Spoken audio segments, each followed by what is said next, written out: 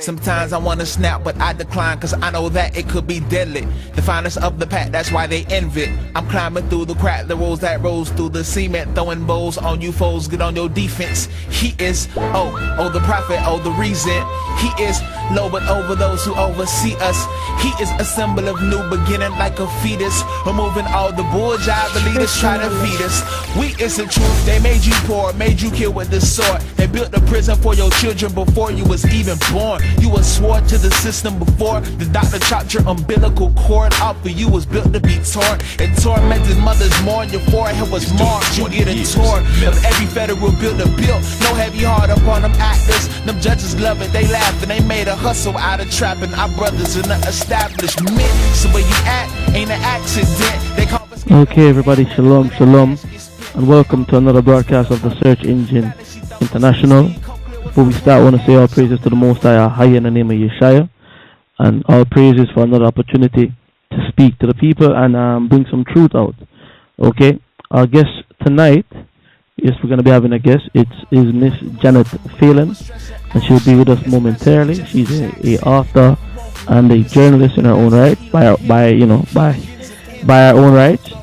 And we're going to be speaking to her today on a couple of topics. Right, last week we dealt with the topic of when did we lose our rights when did the civil rights movement become, a segue for the homosexual agenda? When did we lose our civil rights to that movement? And I think this week is probably like a good pickup on that when did we lose our rights, period. Okay, so we're gonna go into that tonight with Miss Janet Phelan momentarily. Elder Rawchaa will be joining us also. You should be here. So, and we're going to get the show on the way. So, reminding the listeners, the numbers to call is 646-200-4309. That is 646-200-4309. Just hit one, and someone will take your call momentarily. I think Elder Rawchaa is here with us right now. Let me go down. Let me scroll down here. Let me see. Shalom, Elder Rawchaa. How you doing?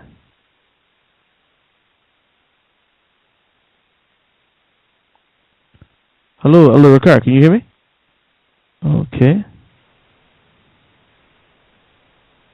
Just seem to be having some troubles here. Look at the technical difficulties. Please bear with me. Let me go and sort this out. Give me 1 second. All right. So, like I said, Elder Rawchaa says he's here. Let me try here. This one again. Hello. Okay, all right. So we're gonna give Elder Rawchaa a few minutes to come in, and in the meantime, let me go over to our guest this evening. Hello, good evening. Hi, can you hear me? Yes, I can. Hey, how you doing? How you doing? Good evening. How you doing? I'm doing just fine, thank you. Thank you so much for inviting me on your show. You're welcome. We hadn't had much time to speak or prepare here, so we're just gonna go right into it, if you don't mind, and if you could just go ahead and just introduce yourself to our listeners. Certainly. My name is Janet Phelan. I am an investigative reporter. I have been so for over 30 years, and I am also the author of a book entitled Exile. Currently, I write for New Eastern Outlook, which you can find online. It is published out of Moscow. And I have been specifically interested in researching issues having to do with biological weapons. And it was this research, I believe, that prompted the invitation onto your show. Yes, actually, I've been looking at a couple of the articles that you have published, and I was reading. I don't know if this is your most recent one, the published on the 4th of July, celebrating Independence Day by the burying of Lady Liberty. Oh yes. Yeah, I was having a read through that earlier today, man, and it's very it's very insightful. Well, going into?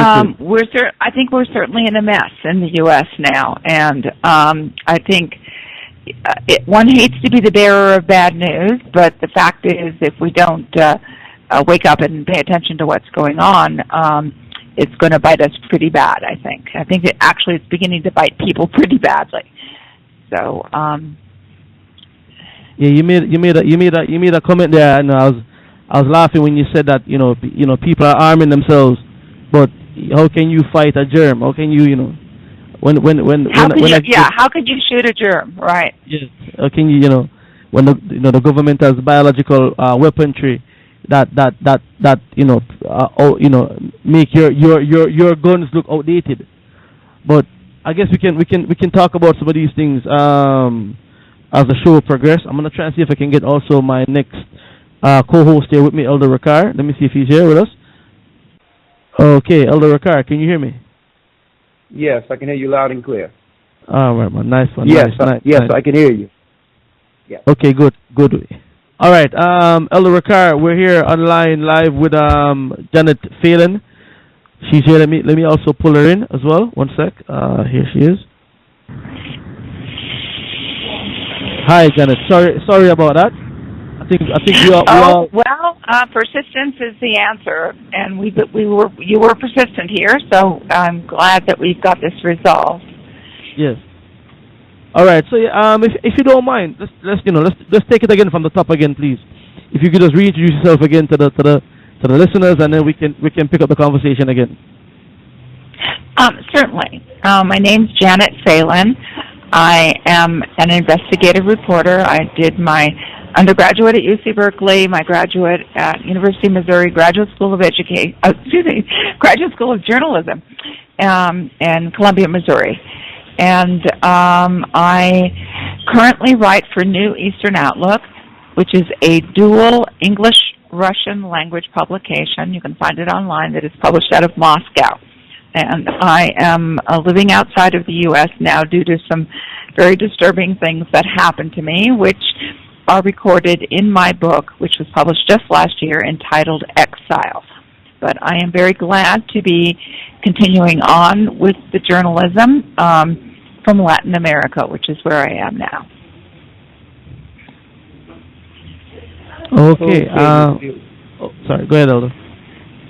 Yeah, that's fine. How you doing, Ms. Phelan? My name is Elder Rawchaa from the Gathering of Christ Church, and it so happened I seen you on an interview with Fetzer, and it was quite interesting. And I thought that our audience, which is international, really needed to hear some of what you've discovered. I read your article. I have a few things that were sent. Can you hear me clearly? I can hear you very clearly, sir. Okay, great. I read your articles from the show, and we called the producer and we asked him to have you on, and we would like to thank you for your quick response and your dedication in journalism. That's quite rare in this earth today, to have true journalism within the earth for the betterment of the citizens. Now, of course, our audience would like to hear of your exile, but I wanted to really focus on this Water as a Weapon article you did in 2007, where it seems as if you've done some investigation and you figured out that the government of the United States is purposely medicating or poisoning the population, or planning to, on a large scale. Can you elaborate on that? Yes, I think it is planning to. I think that's what we're looking at now, although one really can't be sure what they're planning with this system. What I uncovered that was reported on in Water as a Weapon is a delivery system. A delivery system that could be used for a chemical or biological weapons attack. Now, I have looked at several different cities. I've gotten blueprints, with some difficulty gotten the blueprints, and we'll get into that shortly too, but I've gotten blueprints from several different cities, and I found, to my dismay, that the chem biodelivery system was in every city that I looked at. Now, in order to put this in context, I know this sounds fairly extreme. The U.S. government is planning on poisoning its citizens. Like, get a grip here, right? So in order to put this into context, I think we have to step back a little bit and focus on what has happened in the last 15 years, and specifically focus as a jumping-off place on the anthrax attacks of September 2001. Now, there has been a lot of attention given to what happened with the Twin Towers, the coming down of the Twin Towers, who did that, what was that all about? And I don't think quite enough attention has been given to the anthrax mailings, which these letters laced with anthrax were put into the mail very shortly after the attacks of September 11th. And due to this biological weapons attack, which is what the anthrax letters were, and by the way, they were received by certain people in Congress, and also certain members of the media, and several people died as a result of these anthrax letters. Well, what our government did due to this biological weapons attack was to ramp up a over $70 billion industry going into what the government states is defense against biological weapons. And what I am averring, and I believe that the documents will bear out my concerns here, is that what our government has done is to lay the groundwork for a future biological weapons attack via the water systems. Now, one of the first things that happened after the coming down of the Twin Towers and also the subsequent anthrax letters was the passage of the USA Patriot Act. Now, there's been, again, a lot of attention paid to certain aspects of the USA Patriot Act, specifically the surveillance issues and how we now have learned, because of Snowden's revelations, that the U.S. government is basically spying on everyone in the world. However, not enough attention has been given to Section 817 of the USA Patriot Act. And Section 817, which is called the expansion of the biological weapons statute, has essentially given the United States government immunity from violating its own biological weapons laws. So what this means, this immunity, is that should the United States government launch a biological weapons attack on its citizens, legally they're in the clear. Now, that in itself should raise a first level of suspicion. Following the passage of the USA Patriot Act and that horrendous Section 817, another piece of legislation was passed in 2002 called the Critical Infrastructure Protection Act.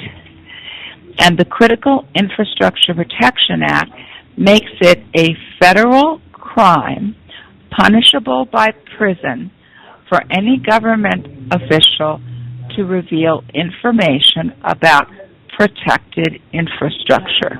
Protected infrastructure certainly does include water. Now, this became an issue when I began to research this water delivery system and began to make Public Records Act requests asking for, well, starting off asking for blueprints. And what the responses that I got from city officials, first in the Los Angeles area, Santa Monica, Los Angeles, was that they couldn't give me records because of Homeland Security and so forth. And this is where the Critical Infrastructure Protection Act kicked in. However, the city of Los Angeles took it upon themselves to comply with my request for blueprints. And the article, Water as a Weapon, has attached to it the response I got from the city of Los Angeles in which they agreed to give me blueprints. However, it was going to take them several weeks to deliver them because they were going to redact information. That means to excise, take out. And so they were going to, at taxpayers' expense, create entirely new blueprints for me. And the blueprints that were created for me by the city of Los Angeles redacted, that is, removed, the evidence of a second main line. And this is where the concerns begin about this water delivery system. Because indeed, as evidenced by the blueprints that are attached to Water as a Weapon, written by me, also Homeward Bound, written by me, you can see very clearly that we have two parallel main lines in all of the blueprints, actually, that I was able to get. Now, the blueprints that I got, which showed the two parallel lines in Los Angeles, were gotten, the pictures were taken from trucks, city trucks, which were doing water work. I would sidle up to a water crew, ask them, chat them up a bit, ask them what are they doing, and can I see the blueprints? I would take the pictures and then leave very quickly.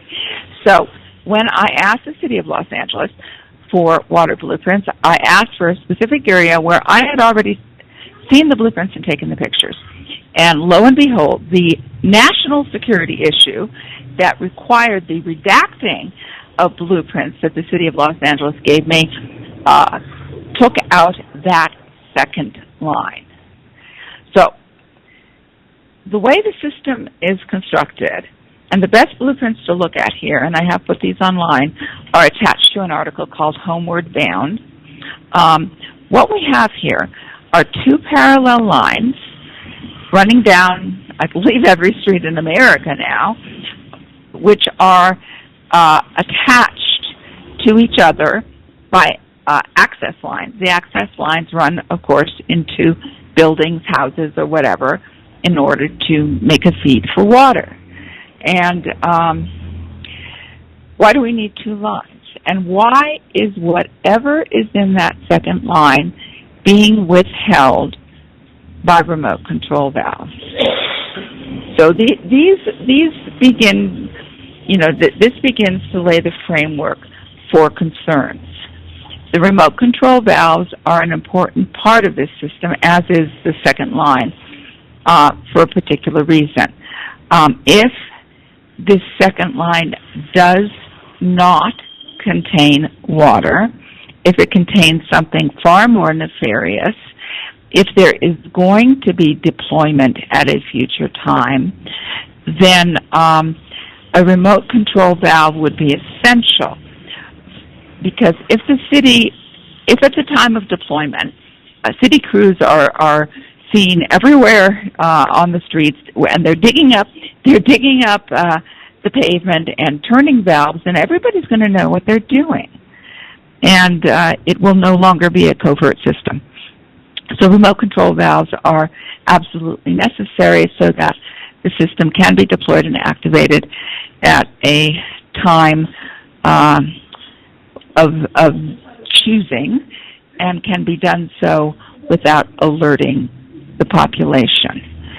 So after I began to realize that the system was set up exactly as it would need to be to function as a targeting delivery system, I went ahead and started researching valves.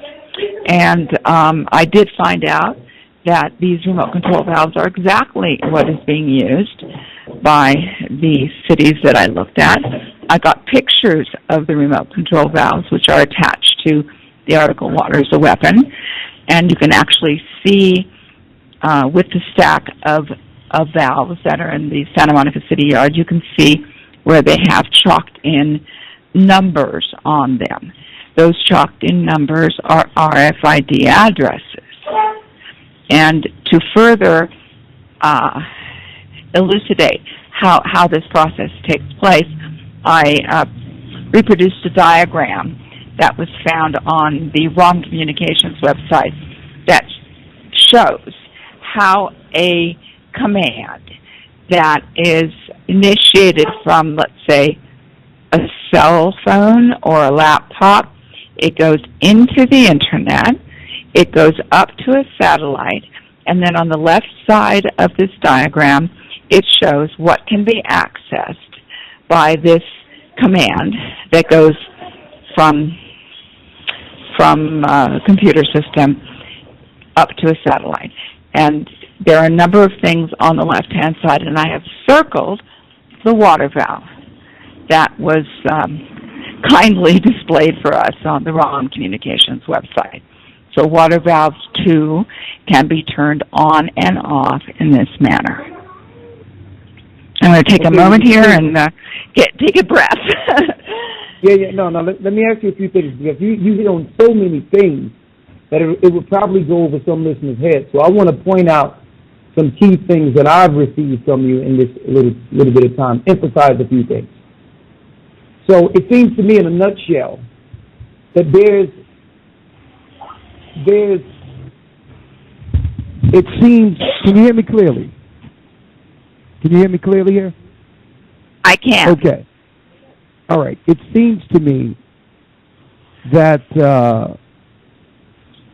there's a line, an underlying pipe operating under the cities that can administer something else outside of water that's attached to our water systems within the United States. Is that what you're saying? That even though nothing sinister probably haven't happened up until now, the United States have the option to actually put something in the water supply throughout the whole country. Is that what you're saying? What I'm saying, yes and no. What I'm saying is with this second line, which is obviously extraneous. We don't need two water lines running down the middle of every street. What is in the second line? It could be anything. And the way the system is constructed, this will serve as a targeting system, and let me explain what I mean by that. For example, the United States is very largely a melting pot. We have pastors living next door to bankers, who are living next door to drug dealers, who are living next door to government officials. Okay, we've got all kinds of people mixed up together. People are not to an absolute degree ghettoized. So we have people of all kinds of colors, all kinds of religions, all kinds of political belief systems living on the same street. And with a system such as this, because every single house will have that remote control water valve that is withholding what is in the second line. And what we have the capability for here is targeting a particular residence. For example, if you're on the list and your neighbor isn't, if you're on the list to get whatever is in that second line, then they will have the RFID address for that valve. They can open up remotely that second line, and your house can be flooded with whatever is in that second line while your neighbors are not. Now, if you look at the blueprints attached specifically to Homeward Bound, because I got the best blueprints possible, best photographs of blueprints, and those were in the Spokane area, you can see very clearly how this system is set up. So what we have here is the equivalent of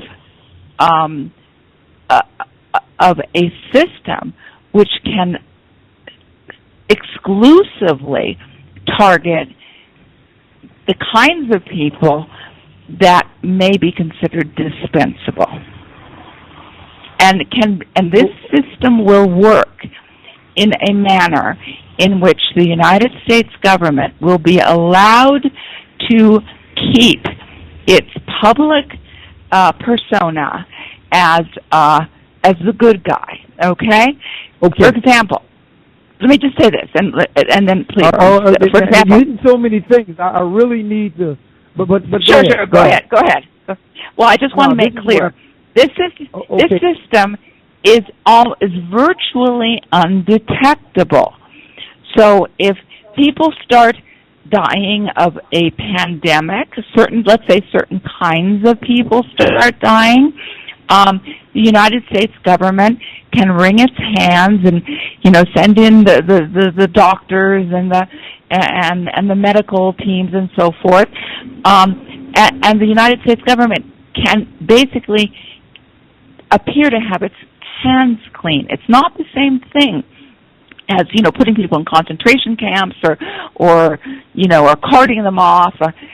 In this manner, the United States government will come out looking like the good guy. Oh, there was this terrible pandemic and all these, people died. Okay. And they will keep their hands clean. Go ahead, please. Yeah. Okay, let me quantify it for the listeners here. All right, to see if what I'm getting from you is correct. All right. Well, I know it's correct, but if I'm hearing you clearly, based on what I'm seeing and what I've read, that there's an act that has been passed, the 817 of the Patriot Act, way back after September 11th, where there's an expansion of the biological weapon statute that would allow the United States to pump something into houses or to target certain people with biological weapons without them being complicit. On top of that, they can target not only just areas, they can target an individual that they would like to deal with, and not be blamed. They can actually deal and send a bioweapon to attack, and then they'll totally be absolved from any wrongdoing based on how the system is set. Now, this is what I'm going to ask you.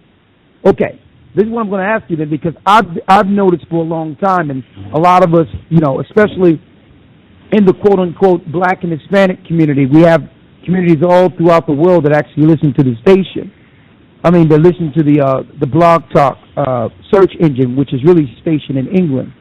What I wanted to, we've noticed that they're systematically already for years have been putting fluoride in the water, which is causing all types of issues, not only in our neighborhoods, but just amongst the population as a whole. I mean, we know fluoride is serious. It has serious toxicity with the human system, and it's totally destroying us. It's in our food. It's in our waters. It's causing cirrhosis of bones, teeth, and it's causing headaches, all types of dementia, Alzheimer's. It causes neurological damage, yes. Yeah. So this is what I'm saying. So they've already showed a propensity to actually do these things with the politicians being complicit and allowing this to happen to citizens. Now you're telling me, and what I'm seeing through the fracking system, they told us that fracking was them looking for natural gas. And it seems that you have uncovered something even more sinister, that they're underground laying pipeline for a possible bio attack against the citizens. Yes, and that's exactly what I'm saying. That, yeah. Okay, so based on that, based on the fact that it's in law that they can do this and not be in prison, what are we to do when it comes to this is what I know people want to ask here. What are we to do about the water we drink and our eating and our cooking with? What are we to do with it? Well, I have invested myself in a course of trying to educate people about this, and I think it's very. I was thrilled to get the invitation yesterday to do the show. I think that people need to share this information among themselves massively, because what this points to is intention on the part of our government to cause harm. Now, with the fluoride, we know now that fluoride is a grave problem, and that it causes all kinds of neurological and other diseases in people. And I think that at one time there was a big propaganda campaign about how good fluoride is for you, but people have gotten on to it, and because people have gotten on to it, there are now there are whole countries that are banning fluoride now. And I think that what we need to share this information.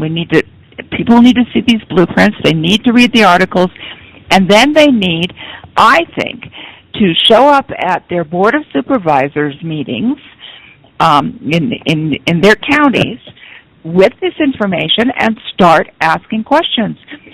When the word gets out that there is a plan to use the water system as, I believe, as a pandemic delivery system, then they're not going to be able to do this. Okay. Well, let's talk about that real quick. We know that it's law, that it's okay for them to do this and nothing happens. We know that the politicians are complicit. They're ran by lobbyists, and they're ran by those over them who are behind this sinister plan against citizens. We know that politicians really, just other countries are doing it, but not throughout the United States. I was in Philadelphia the other day, and they had a news report on, just a local news report, claiming that the majority of the water, the majority of the water is tainted with lithium and psychotics and all that, claiming that the population is flushing psychotics in the system that they can't cleanse.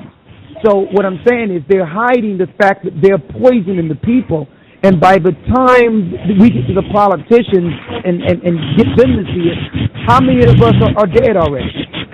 So what I'm trying to ask you is, while we're getting the word out, while we're trying to get the politicians to hear what's going on, what are we to do about our drinking water? Well, at this point in time, I don't know if they are deploying this, specifically now, because they could. Okay, they could at this point in time, simply open the valve on your house and you're a dead duck. And how would people know? How would people know that that this is what hurts you so badly? I would think that people should be storing clean water in their basements. I think that people need to stop drinking tap water. Okay, exactly. Okay, but listen. I'm from a poor neighborhood. I understand that most of us cannot afford. They'll lock you up for trying to collect if you attempt to collect rainwater. So I know that poor people are not in the position to really protect themselves when it comes to. They can barely make it, let alone do something about the water coming out of their taps. So that's why we have to confront the politicians. Okay. Let's go to the next piece of this real quick, because I wanted to really ask you this. Why would the government want to fluoridate and poison the water? Like, what do they have against, from your view, what do you think they have against the citizens to the point where they want them medicated, sick, or dead? I think that the fluoride program was done specifically in order to render the population passive and docile. We know that fluoride has that effect. It makes people, what me worry, remember that? What was it? Mad Magazine, what me worry? It makes people basically kind of not engaged, not really. It makes them docile. So when you have a population that is docile and is not really, doesn't have the motivation to rise up, then you've got people pretty much where you want them. And I look at the fluoride, I look at it as sort of a 1-2 punch, okay? First they hit you with the fluoride, so you're sort of like, just don't care anymore. And, you can go about your business, you can go to work and everything, but you just don't have the outrage, okay? And we know, actually fluoride was used in Auschwitz to keep the population in the concentration camps passive and docile. So they know it works like that. So after years of fluoridation, they've got people mostly sort of just not particularly caring anymore, and then they get ready to hit them with the really serious stuff. And I think it is my perception that all of the noise that has been made in the last few years about the coming pandemic, there's going to be a big pandemic. The newspapers are announcing it. We have former Senators Talent and Graham, who are now with the Weapons of Mass Destruction Center in Washington, D.C. They're going on TV and announcing, the big pandemic is coming any minute now. So when it comes, and if it comes through the water system, nobody, will all have been expecting it because they've been warning us, and we wouldn't know it would be coming through the water system because this is, as I said earlier, a virtually undetectable system. It's beneath the streets. If a city crews are, working on the water lines and you think they're just, upgrading the system, who would have thunk, that they were doing something nefarious? So the question I think you're asking, I think, is why do they want to wipe out a lot of people? And I think that might be a complicated question. There's a lot of concerns about overpopulation. So I think that the concerns about overpopulation might be fueling the motivation to reduce the population. I also believe that there is a mindset among the people in power that certain people just really aren't, that they're disposable. Certain types of people are disposable. I think that really the history of the United States, which holds give me itself... some of those types? Give us some of those types. I don't think... Okay, I don't think the United States has treated its black population very well. I think it has shown itself. The Tuskegee experiments. I mean, I think from the get-go, the United States has treated its black population very poorly. I also think that it is treating its indigenous population very poorly. I think those are two populations that that could be considered dispensable.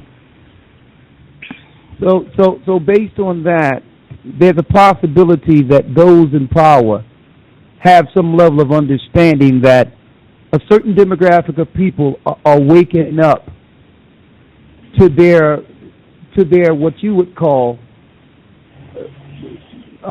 hidden weaponry, be it education, be it pharmaceutical, be it medical, be it. It seems as if the population is actually getting wise to their tactics, and they fear. They could fear the repercussion of a people beginning to understand what's really going on. I think that more people are becoming aware, and that scares them. It is very interesting because along with the massive fluoridation, which has rendered people, people aren't out in the streets like they were in the 60s, are they? They aren't, they aren't protesting. They're not engaged in that way. But certainly with the internet, people have become far more savvy and wiser as to the ways of the fox. Exactly. I wanted to ask you this real quick, because obviously what this comes down to, and brothers and sisters who have just entered this conversation, okay, we have an activist on, and a very courageous activist. She's in Mexico right now by the name of Janet C. Phelan, and we're glad to have her on because she's really uncovering some information that most of us wouldn't run into on a regular. That really means to every degree life and death within our society for ourselves, as far as how to carry ourselves and prepare ourselves for hidden weapons that we would never think, we would never believe the government would be behind such things. But of course we're not surprised, but based on this information we must prepare ourselves first and foremost by not taking the poison. Right. So for those out there that are listening, we really are concentrating on this government-administered pandemic that's written within law. Every other week we hear about something, this flu or that flu or this pandemic or that pandemic, as if they're preparing us for an outbreak. And through that, if there's an outbreak, then of course under all these executive orders that has been signed under the president, they can order some type of martial law to shut people down strictly off of a pandemic. Yes, with they the can. form of control. And they can also, in a sense, have people quarantined into their own homes, where the targeted group will be stuck with their water pipes. Okay, you understand what I'm saying with that? They can restrict. They can restrict movement. They can quarantine whole communities. They can quarantine whole cities. They can keep people. They can order people to stay indoors.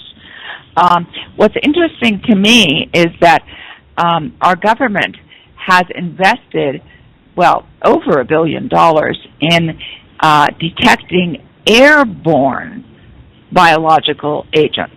There's a project called BioWatch, which was constructed by Bush and is still ongoing, in which they have put sensors, I believe, in about 30 cities in order to catch a possible airborne release. However, if what we're looking at is state-sponsored terrorism, if we're looking at the United States government as the aggressor here, it seems ludicrous to me to even imagine that they would do an airborne release, because it is not controllable, and you're very likely, with the shift of the wind, you're very likely to kill yourself off. So if the motive is to reduce the population and to remove certain what they consider to be disposable groups, then they would have to do it in a way that would target the groups that they want to and leave themselves unscathed. And the only two ways that I know how to do this would be through a selective delivery system, which is exactly what we have in this water project that I have delineated here. Or the second way is through genetic weapons. And the state of the science, it really is now to the point where they can develop weapons based on a person's genome. So this way, yeah, go ahead. I want to read something, because sometimes, well, most of the time on this program, we would like to go back and relate things to what we see biblically in Scripture and try to relate it to today. And I was examining in ancient Egypt. They were the children of Israel, who the Pharaoh feared would actually become high in population and overtake them in war. Let me read this real quick. It says in Exodus, the 1st chapter, in the 7th verse, "And the children of Israel were fruitful and increased abundantly, and multiplied and waxed exceedingly mighty. and the land was filled with them. Now there came a new king over Egypt, well, a new president, right, which knew not Joseph. And he said unto his people, behold, the people of the children of Israel are more and mightier than we. Come on and let us deal wisely with them, lest they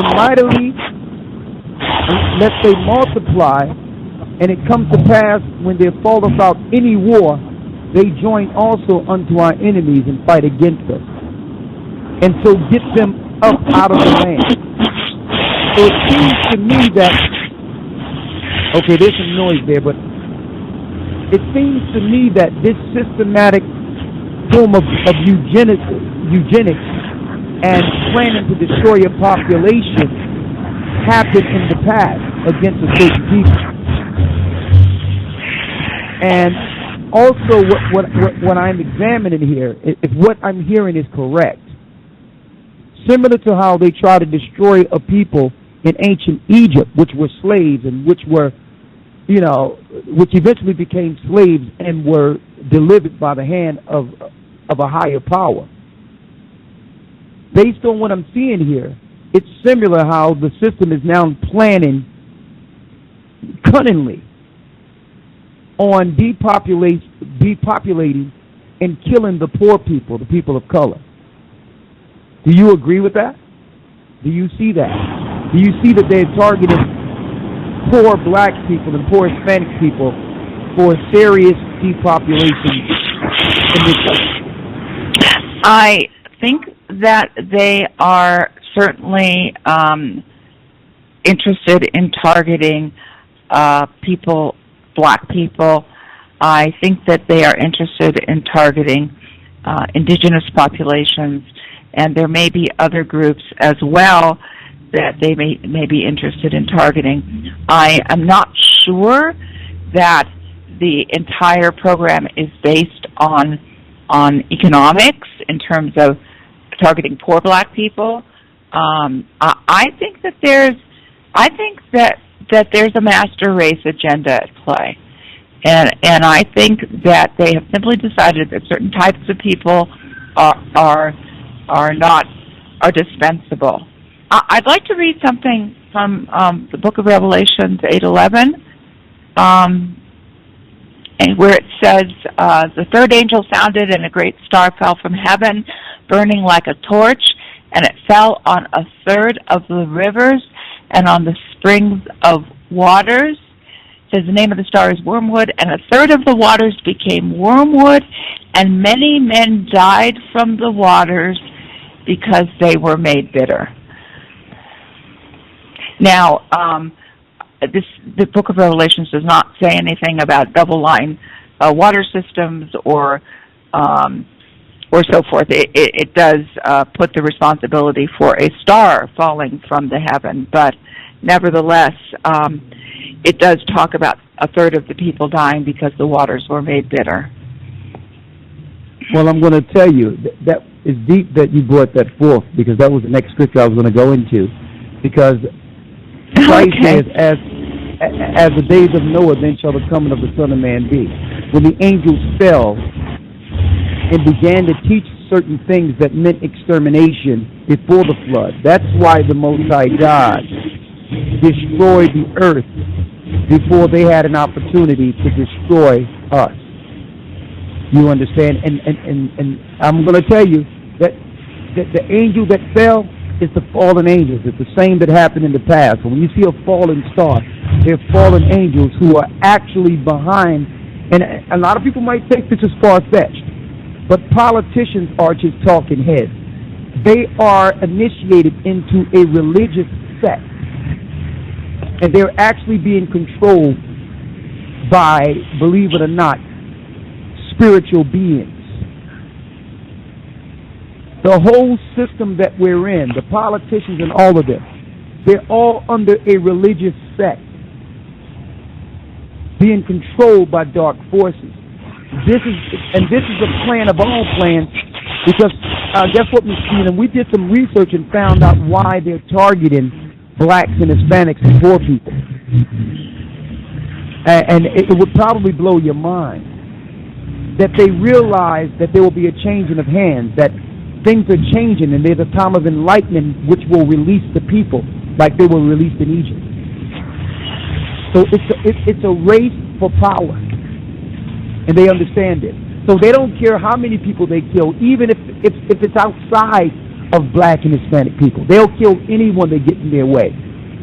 Because after this fall, they will rise no more. There is no space of reign for them. So even if they have to destroy America in its totality, even if they have to destroy it themselves, they have to make sure they get rid of a certain number of people by a certain time. And we're going to talk about this, but before I go there, because see, I'm dealing with the 800-pound gorilla in the room that no one wants to speak about. You understand? We all know that there's a racist agenda by the elite powers, the same powers that have been in place since America's inception. Nothing changed. We know that. But what we need to do is have others spread the word and make others aware that this thing and what we're dealing with in this earth is not just organic or by chance. They would make you believe that things just happen by chance. And that's why something told me, it was as if a spirit was like, you know what, we need to get her on. No sooner as I heard you speak, I contact Azariah, and I'm like, please get her on, because this is wormwood. This is the water's being poisoned. This is Bible prophecy in the making. And also, this is what the Bible calls, Miss Phelan, Jacob's trouble.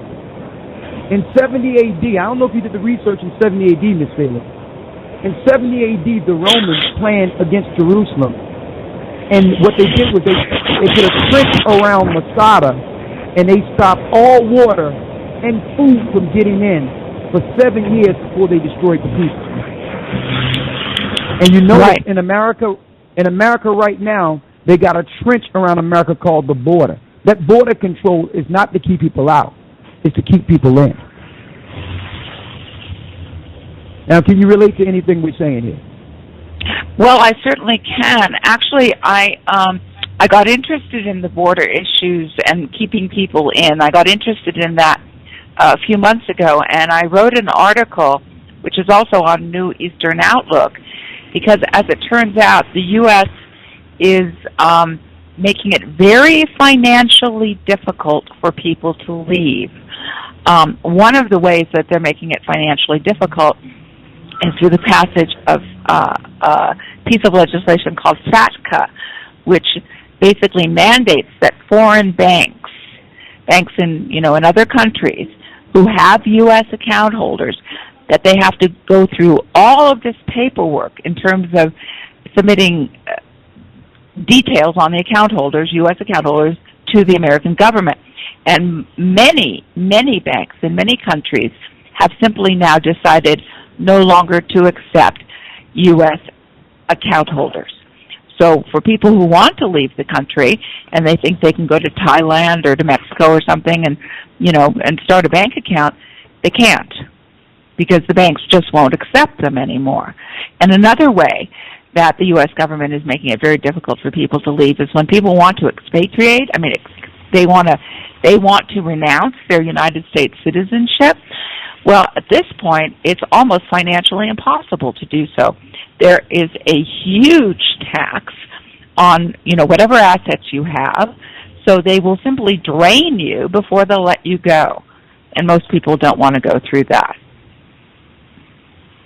These are recent pieces of legislation. So I understand that you're probably experiencing some of these things living in another country right now, and you see these things firsthand yourself. Well, I was lucky because I established a bank account here in Mexico before FATCA passed. But I was very interested when I found out the effects of the legislation And I did go to my bank and ask if they were going to be closing accounts by U.S. account holders, and they said they weren't going to close them, but they were not going to accept new ones. And I also hit up some of the other banks in town to find out if they, too, were going to have any changes based on FATCA, and they told me they were not going to accept any more accounts by U.S. account holders. And some banks actually are going to go ahead and close U.S. accounts. So it becomes more difficult. I just found the article. It's on New Eastern Outlook. It was published, I think, in September of last year, and it's entitled, U.S. Throws Up Roadblocks for Those Wishing to Leave. And people are leaving the U.S. I mean, people are deciding enough is enough, and I'm certainly not the only one who has left. Almost a week doesn't go by where I don't get an email from someone who is, asking me for information about, is Mexico a good place for U.S. citizens? I got to get out of here, that kind of stuff. So. Well, let me ask you this. I'm going to ask you a question that I've seen a few of your interviews, and I don't think you've ever been asked this question. All right? Yeah. Sure. If the people continue to do what they're doing, which is nothing, and the politicians continue to do what they've always done, and the government gets full autonomy to do exactly what they're planning, what you're foreseeing, what is the future for Americans?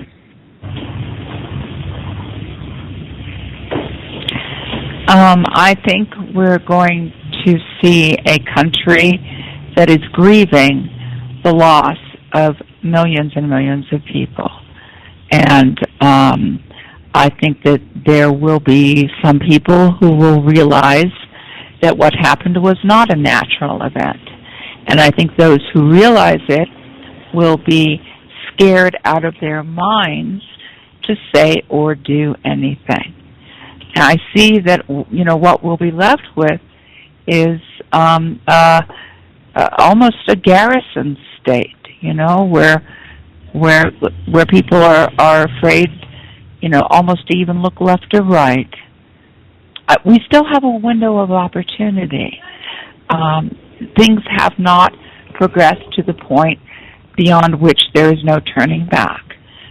So we still have the opportunity to confront what is happening and possibly to do something about it. Now, these blueprints, go ahead, please. I'm going to let you go back into the blueprints. But I'm going to have you, I know you've probably been there, but I just came back from the United States a couple of weeks ago. And I wish I could be as optimistic as you are. And it's nothing, all I can say is it seems as if the people, and we have to pray, because I know people who had skills, carpenters and all that, and they can't think straight. They are, it seems like people have less patience. And I know a carpenter that couldn't put a table together. So what I'm saying is, I think what we fear has already happened when it comes to medicating the waters. People are not the same anymore. Another thing I've noticed, and this is pretty deep. I've noticed that there are professionals talking about the feminization of men and what they're putting in the waters, right, and what they're putting in certain products that are turning male-female. And I see the focus more so on the gay agenda, and people don't know where to start concerning their own safety. So I wish I could be as optimistic as you, but do you see a movement that can compile the numbers of people that's really needed to combat something like this? And on top of it, any people that do come together with any sense, they got laws in place now that will automatically label them terrorists. So they have a system. They actually have a system in place that are quell dissension against their plan before they get an opportunity to actually do anything. And see, I wish I was optimistic, but the same Bible the same revelation that speaks of wormwood tells us about Babylon the Great is fallen, and has become the habitation of devils. The same revelation that say that there will be a great earthquake, and Babylon shall be split in 3 parts.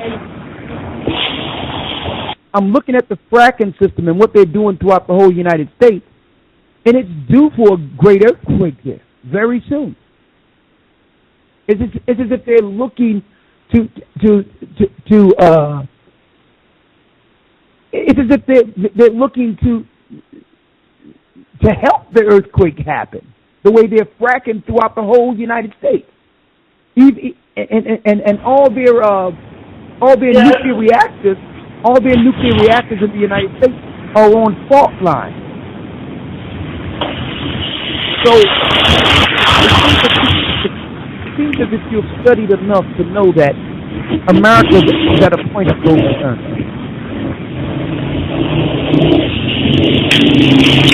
My mother used to always say to me, where there's life, there's hope. And we still have people like you who, can hear, like the interview I did with James Fetzer, and realize the implications. We have people like me who are doing this kind of research. We have people who are listening to your show, and I hope they're sitting on the edge of their seats, because we just gave them an incredible opportunity.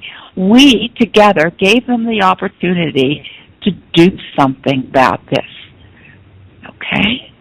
So I refuse to give up. It's not over until it's over, and it ain't over yet. It's bad. The situation's bad. I agree.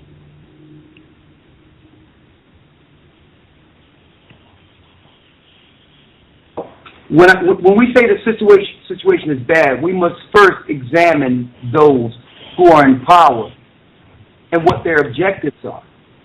This is a religious plan. This is not just by chance. This is not a thing where these people are just passing laws and are just dealing with the population a certain type of way based on what they feel is needed for the betterment of the population. They're secret societies, Satanists, who are over the system with an agenda against the people, understanding the prophecies concerning the people. And see, this is what Ms. Phelan, this is what I would like you to understand to some degree. Anyone who has been following history understands that history is replete. They knew it would come a time that the same slaves that they brought to their borders would have some level of understanding and begin to rise. They understood this. They knew that it was temporal. And all empires have a lifespan, have a time span to rule. They know this. America's glory has peaked. And they understand it.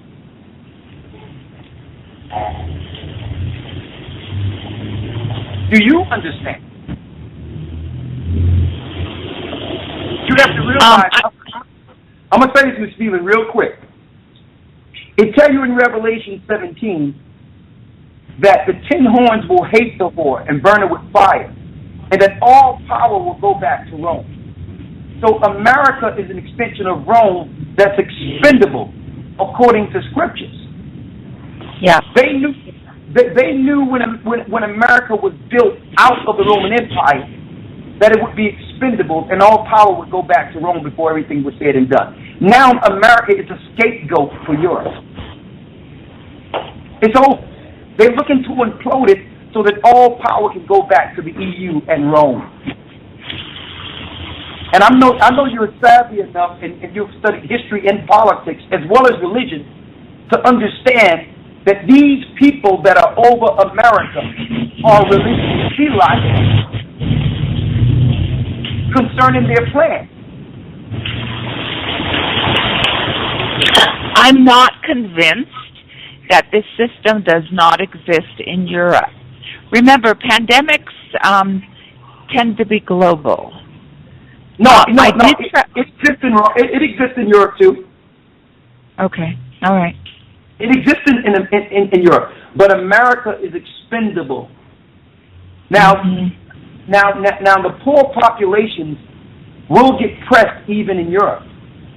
That's what these austerity measures are for. We understand this. But there's a prophecy concerning America that's not good. And now, let me tell you, we're at a time more than ever that people should be aware of what's going on. And the majority of conversation in America now is talking about homosexuals.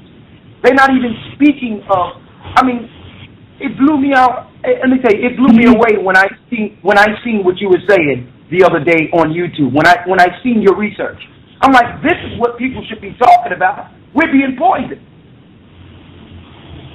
So when you speak to people, they don't even know where to start when it comes to having the understanding on what to do and what we should be focusing on.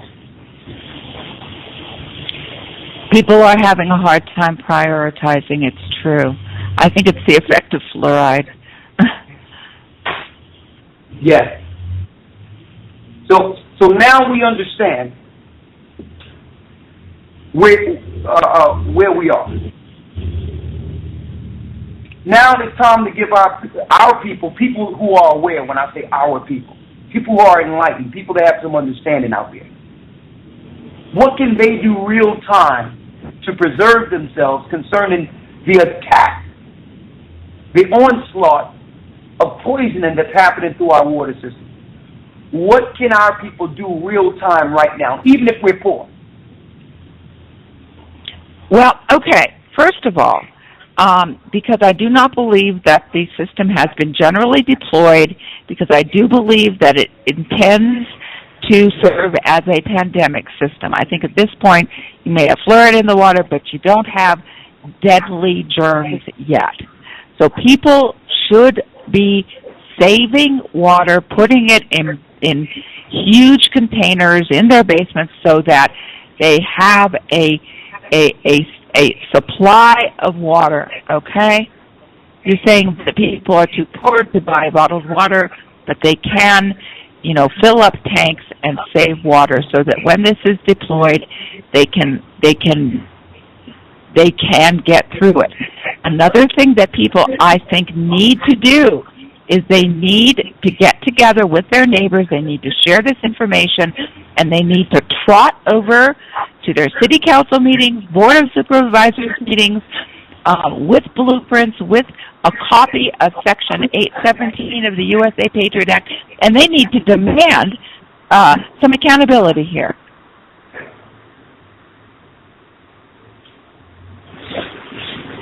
Okay. Well, that's a start. That's a start. Yeah. The other, I see that. Let's go into you real quick, because I see that you made a choice for your personal well-being by moving. What would you say about a person? What would you say if a person had a choice to stay to do the things you're saying, or would you suggest that if they have the wherewithal to move and try to deal with things from the outside of America? That is a very personal decision, and people need to make these decisions themselves. Yes. I cannot make that decision for anyone. My leaving was a matter of urgency. What happened? My situation, my story is a bit complicated. I had a book published last year entitled Exile that I go through basically, what happened leading up to my leaving. and I had gotten, shall we say, some very bad attention from the authorities. There were multiple attempts to falsely arrest me. I had drugs planted in my house. I don't use drugs. I don't smoke cigarettes. I don't even drink beer. I'm like one of the most boring girls you'd ever want to meet. But I had drugs planted in my house. I barely walked through that one. There were some other attempts at false arrest. And at the time that I left, the police were again, there was enormous police misconduct, and I simply realized that this was no longer sustainable for me. So I left very quickly. I told no one. I was actually fairly frightened, but I got out. So people have to make their own decisions. I can still do what I'm doing. What I was doing in the United States in terms of writing, doing radio, I can still do from Mexico. So people really do need to make their own decisions. I don't know, you talk about how the leaders are basically, have been sort of taken over. And I think that is probably true in most countries. I think leaders are the most vulnerable people there are. And some people are going to feel the need to leave, and others will not. And like I'm beginning to babble. I'm so sorry, but it's a personal decision. I understand that. So you were saying that you were being set up. Why do you think you were being targeted based on some of the information we're seeing now? I'm sorry, what was that? Someone just came in and was trying to talk to me. Oh, no, that's fine. Obviously, based on what you're saying, you were being targeted. You were being set up. Yes, I was being set up. Yeah. So why were they doing this? Based on your movement, the initiative, you're revealing information that they were looking to keep hid? Actually, the situation revolved around the murder of my mother. And it was, like I said, my situation is a bit complicated. And a lot of my book, Exile, goes into what happened to my mother, and as a result of my figuring out, what the motive was in terms of the murder of my mother, how my own life became enormously changed because of that. I also talk in the book, I talk about this water stuff. I talk about biological weapons. Actually, in 2011, I was in Mexico, and I decided that I was going to travel to the United Nations. They were having a meeting of the Biological Weapons Convention in Geneva, and I registered for the convention with the intent of addressing the convention on the issue of biological weapons, the United States violating the convention, and the issue of this water system. And I did so. And my testimony at the United Nations is actually archived on their website somewhere. But what I learned there at the United Nations was that it appeared that the people in disarmament affairs at the Geneva office of the United Nations were fully aware of the United States' intentions and were not going to be amenable to doing anything about this. Now, this, again goes to levels of complicity. It goes to what has happened to our leadership, why, how our leadership has been so corrupted.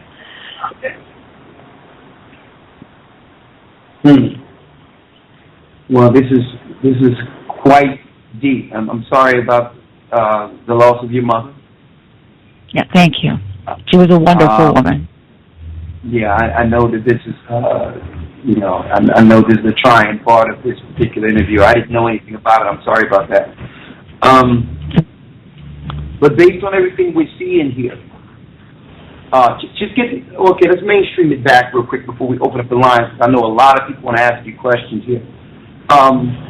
Speaking of the UN, we understand that when there was an Ebola breakout, according to an Ebola media campaign of a pandemic, we found out that over in Africa, there were people that were hired to actually put certain substances within the wells in Africa that would They were have... putting formaldehyde. They were putting formaldehyde in the wells, yes. And so that people can exhibit Ebola symptoms. Right. So when we look at this, knowing that here they go in Africa again, supposed to be coming over in Africa to help the poor people. And really they're using this as a reason to make us look like bioterrorists, as if we are carrying a disease and are a threat based on these particular diseases that they're actually putting in our systems, putting in our wells, putting in our waters. And I know that there have been a great campaign within the last decade or so so that STARS and the UN can go over in Africa and build and make wells. So it's really targeting the water for the next bio propagandized attack. So in relations to that, just getting back before we open this up, who's to say,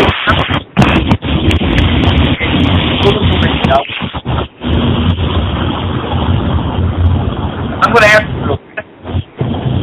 You're breaking up a bit. I missed the last couple of sentences. I'm so sorry. Yeah, one moment. Thank you. The last piece. Who's to say that they're not already using these systems that you spoke about earlier? These, what you would call delivery systems, to deliver a certain level of medication and diseases. Who's to say they're not doing it already?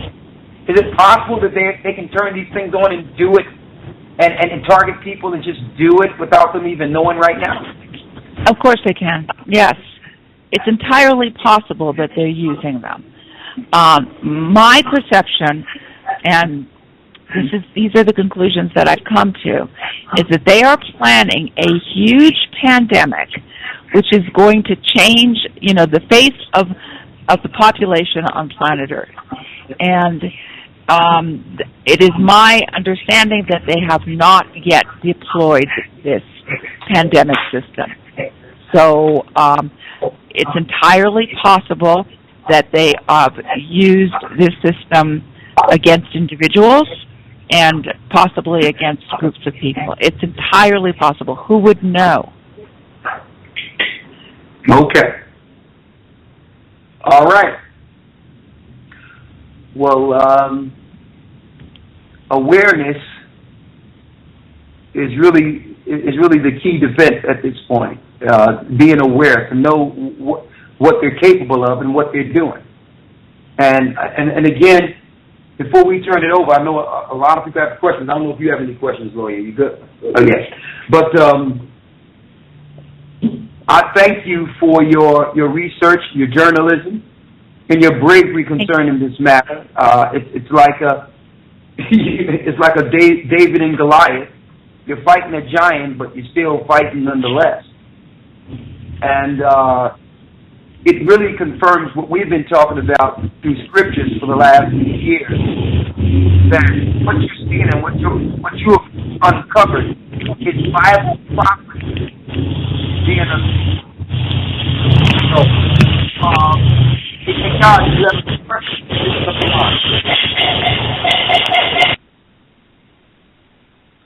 Say again, Elder Rawchaa? No, I said, do you have any more questions before we open up the lines for the people? Not so much questions, but more like just I've been listening to the conversation with Miss Phelan, and also I was reading a couple of her articles that she had published over the past few months. One I was reading earlier speaking about the 4th of July, the celebrating Independence Day by the burning of Lady Liberty, and I was also reading on how U.S. culture imperialism has affected southern Mexico.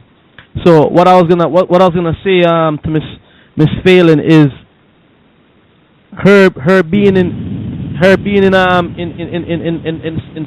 Southern America and understanding what she does based on seeing that there is an agenda against black and native people in specific, or should I say more prevalent than for better use of word. We see these people being targeted more than a normal. If she would be willing to actually have a look into some of the research on these people, because in Mexico, I have a book here beside me called The American Holocaust. I don't know, Ms. Phelan, have you ever come across that book before? No, I don't know that book. Who is that book by? When you get a chance, please go and have a look at it, and have what happened is with the American Holocaust, it actually documents the destruction of the native Indians from the time of the Spaniards, and the book is by David E. Stannard, and it's called The American Holocaust: The Conquest of the New World by David E. Stannard. And if you get a chance, please go and have a read of it. It actually starts off in Mexico, telling you about the mountain where they had a civilization there that was over 20 operating within that region with culture, with technology, and how they actually came in and destroyed them. Now sometimes we'll say follow the money, and you'll see it's really sad. But I'm gonna say do the reverse here. Do the reverse here.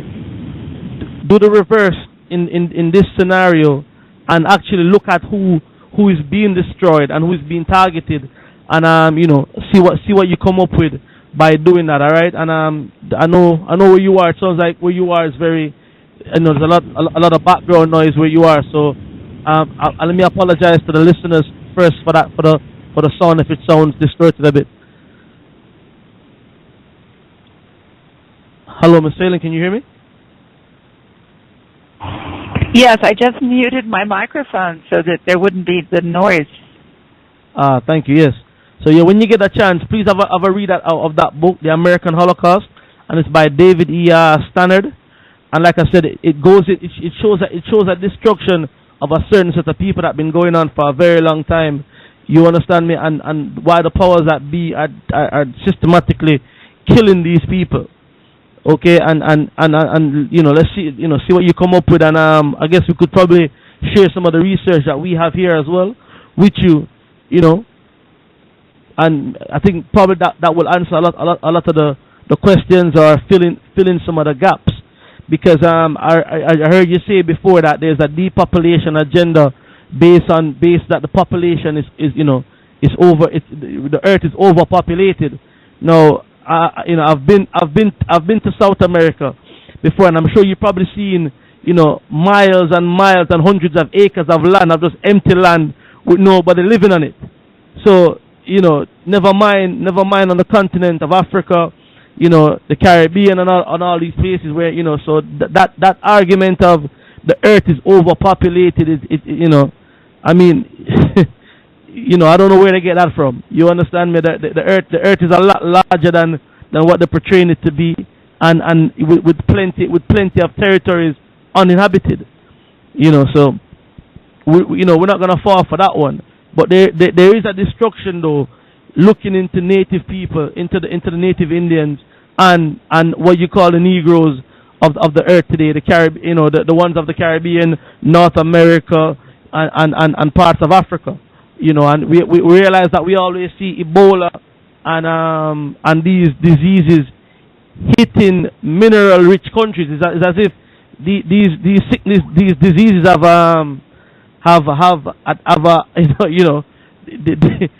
a target on mineral-rich countries. But I guess that's a talk for another interview. Elder Rawchaa, go ahead. Yeah, I wanted to say one other thing, one other question. See if she has some insight on this while our listeners were on, and then we can open it up. I wanted to ask you, Ms. Phelan, because we just found out that they've been killing us for years with vaccines. How long did you know that they were using vaccines as a weapon, as a bioweapon against the population? Did you know that they've been using vaccines for years to kill off people? Yes, yes, I do know that. And I think we have some excellent researchers who are exposing the dangers of vaccines. And I'm very gratified that there are books now being written about this and that information is flooding the airwaves. I hope we get more researchers on water soon. So how long have you known about the poison in the population and them doing like muscular sclerosis, asthma, all these normal? I'm talking about allergic reactions. I'm coming to find out the majority of sicknesses within our population is through vaccines. How long have you known this?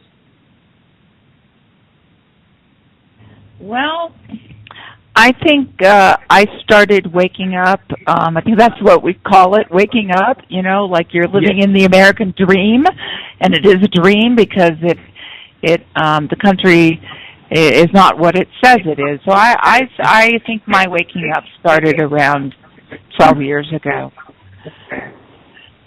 Okay. All right.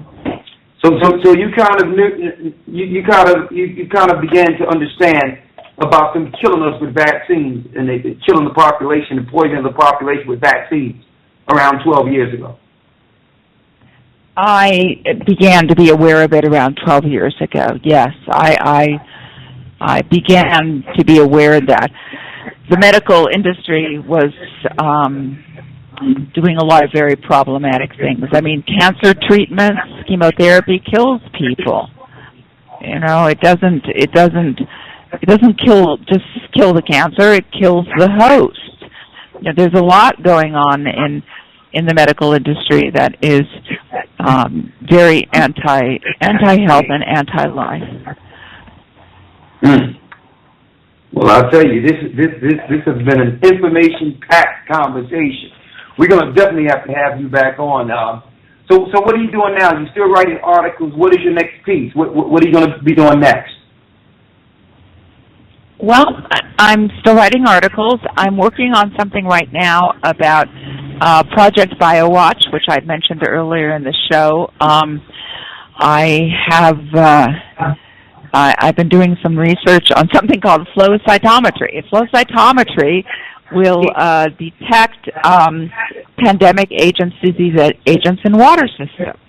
And there is a company, EADS, which has taken out a patent on a flow cytometry process. But of course, it's not being, used by the U.S. government, and so I'm doing some research on that right now. And I'm going to write an article on Project BioWatch, which is solely focused on airborne, the possibility of an airborne attack, and totally ignores the potential for water. Water is a weapon.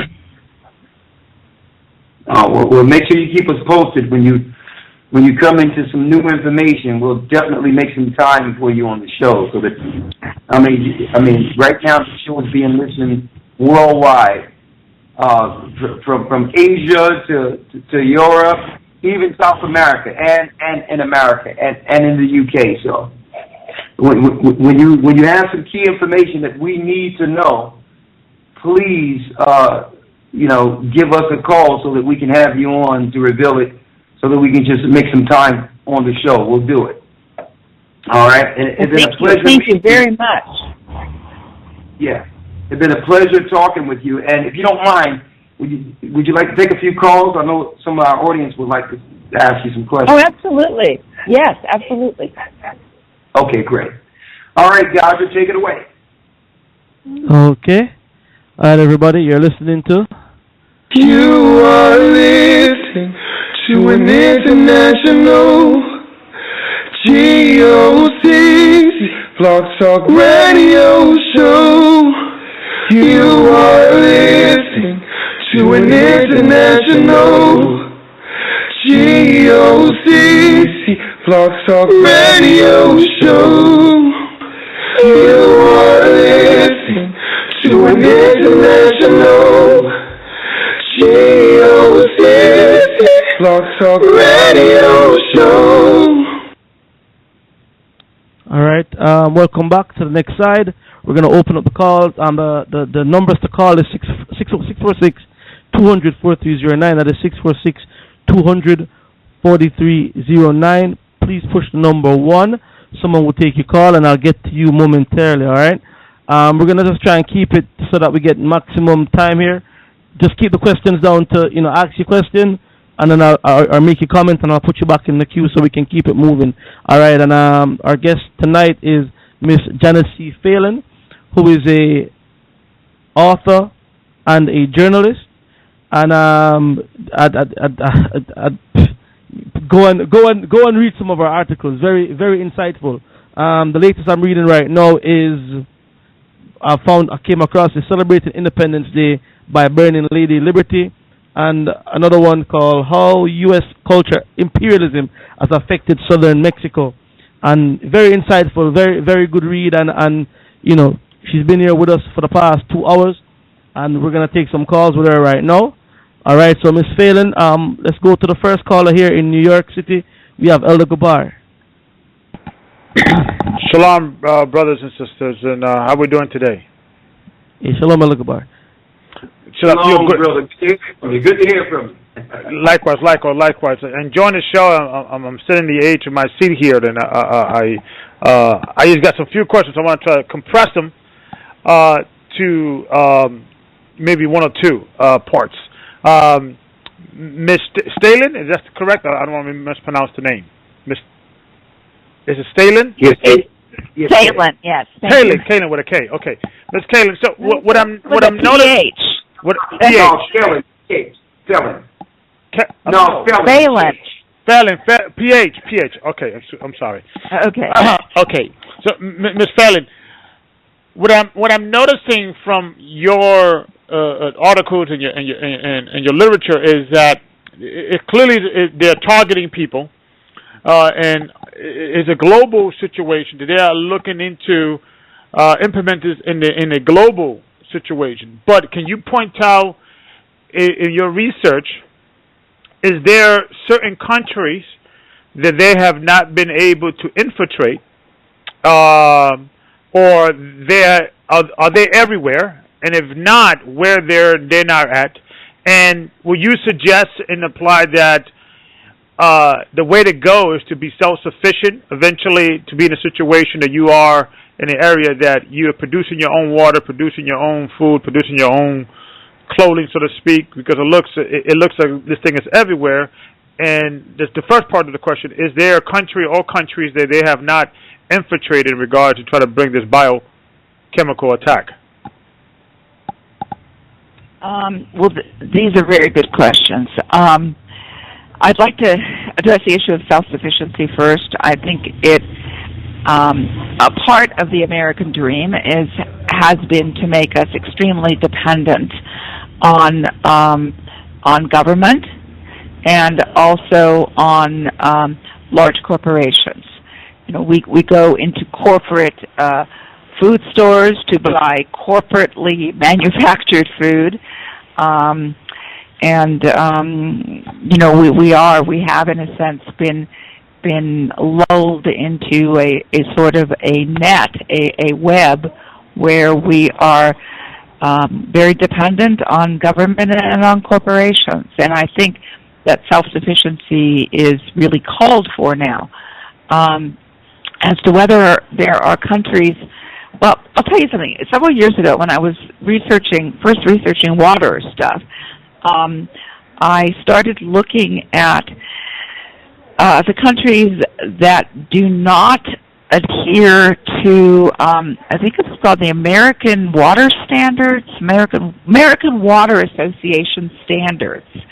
And it was a very interesting list because it was essentially, most of the countries have now been invaded. It was Iraq, Libya, Syria, Iran, Cuba, and Sudan. And those were the countries that did not adhere to the American Water Association standards. Now, one of the things that happens when a country is bombed and invaded and virtually destroyed by American forces is that the infrastructure has to be rebuilt. So one can assume that when countries are being virtually leveled, as they have been in the last few years, Middle Eastern countries by the United States, that it is entirely possible that the U.S. will, in their efforts at reconstructing the country, will possibly put in the double water line system. It's entirely possible. I haven't been to Iraq, haven't been to Syria or Libya, don't know for sure. But I'm not sure if there is a country. See, the problem, as I see it, is not so much this country or that country. The problem is the human heart. And generally speaking, people crave wealth and power. Many people, not everybody, but many people do. And the kinds of people who crave wealth and power seem to be somewhat ruthless in obtaining it, and then somewhat ruthless in their exercise of that power. So I don't really know if a Shangri-La or a heaven on earth exists. I don't know if there's a safe haven at this point in time. I think we need to really learn to rely on ourselves. Okay, thank you so much. Thank you. Enjoying the show. Thank you so much, Brother Rawchaa.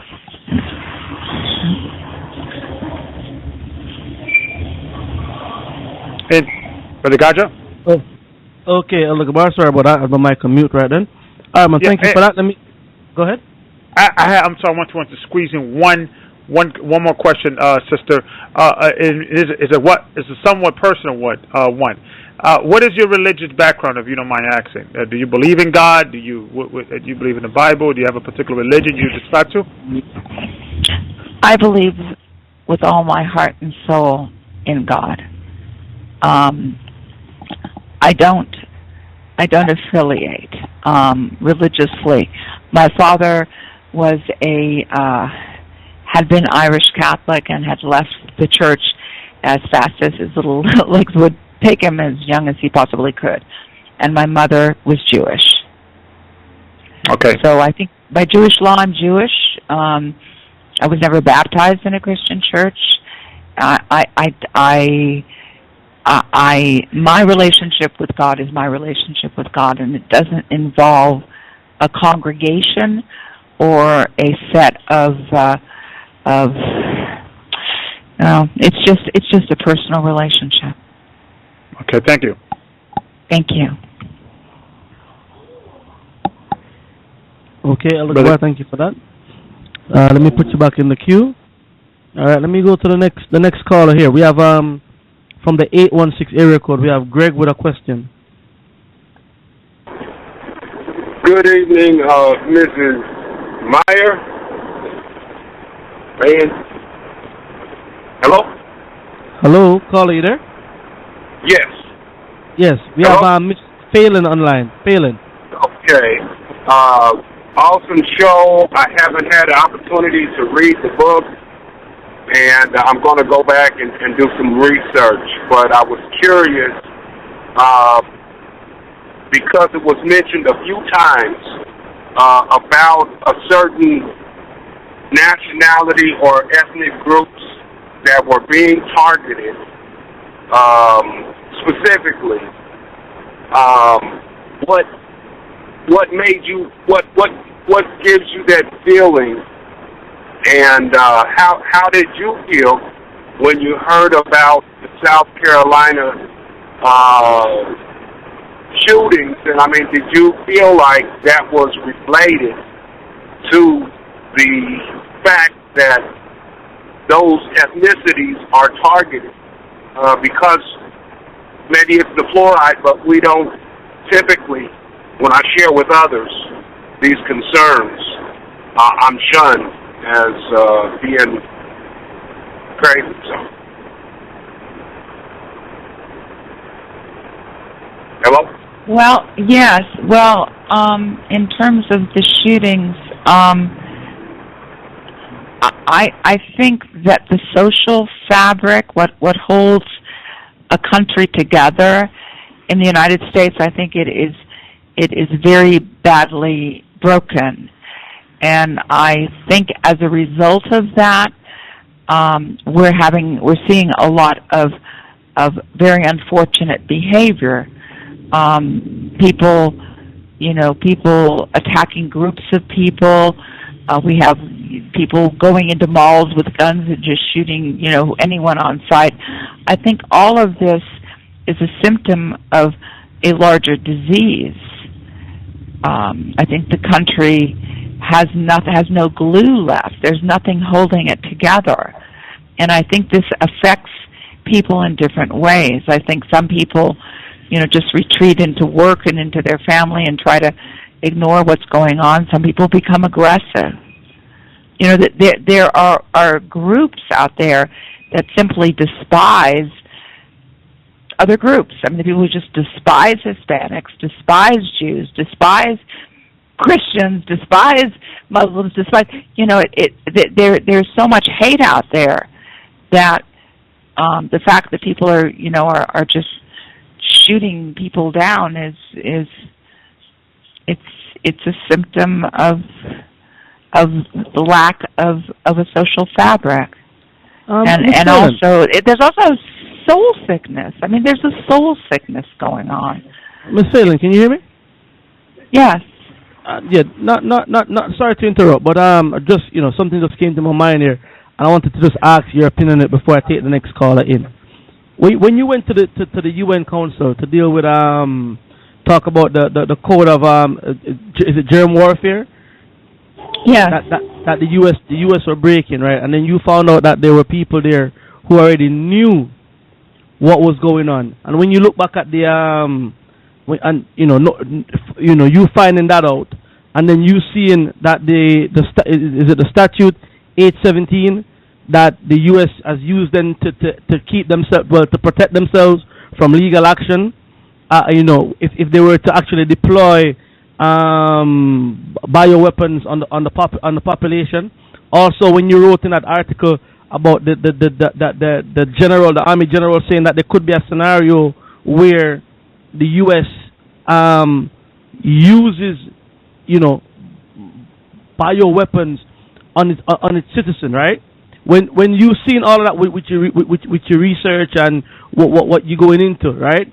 Has it ever occurred then that the if people started to march and protest or whatever the case is, that it wouldn't really make much of a difference, that the beast has already been is fully grown? Have you ever thought of that?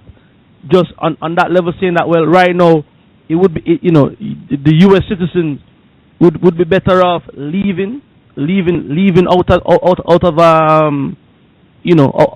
coming out of harm's way, so to speak, because I'm listening here, right, to what you're saying about with the water supply. I mean, the Bible tells you that there's three that bear record on earth: the spirit, the blood, and water. Right? So water is essence to life. People can't really survive without it. And even if they were to bunker down some supplies of water within their houses, if there's martial law and you can't come out, that water supply will then go, will end, and then you'd have no choice either to try and go out and try and get more water in or use the taps. So, has it ever occurred to you at any point in time that maybe that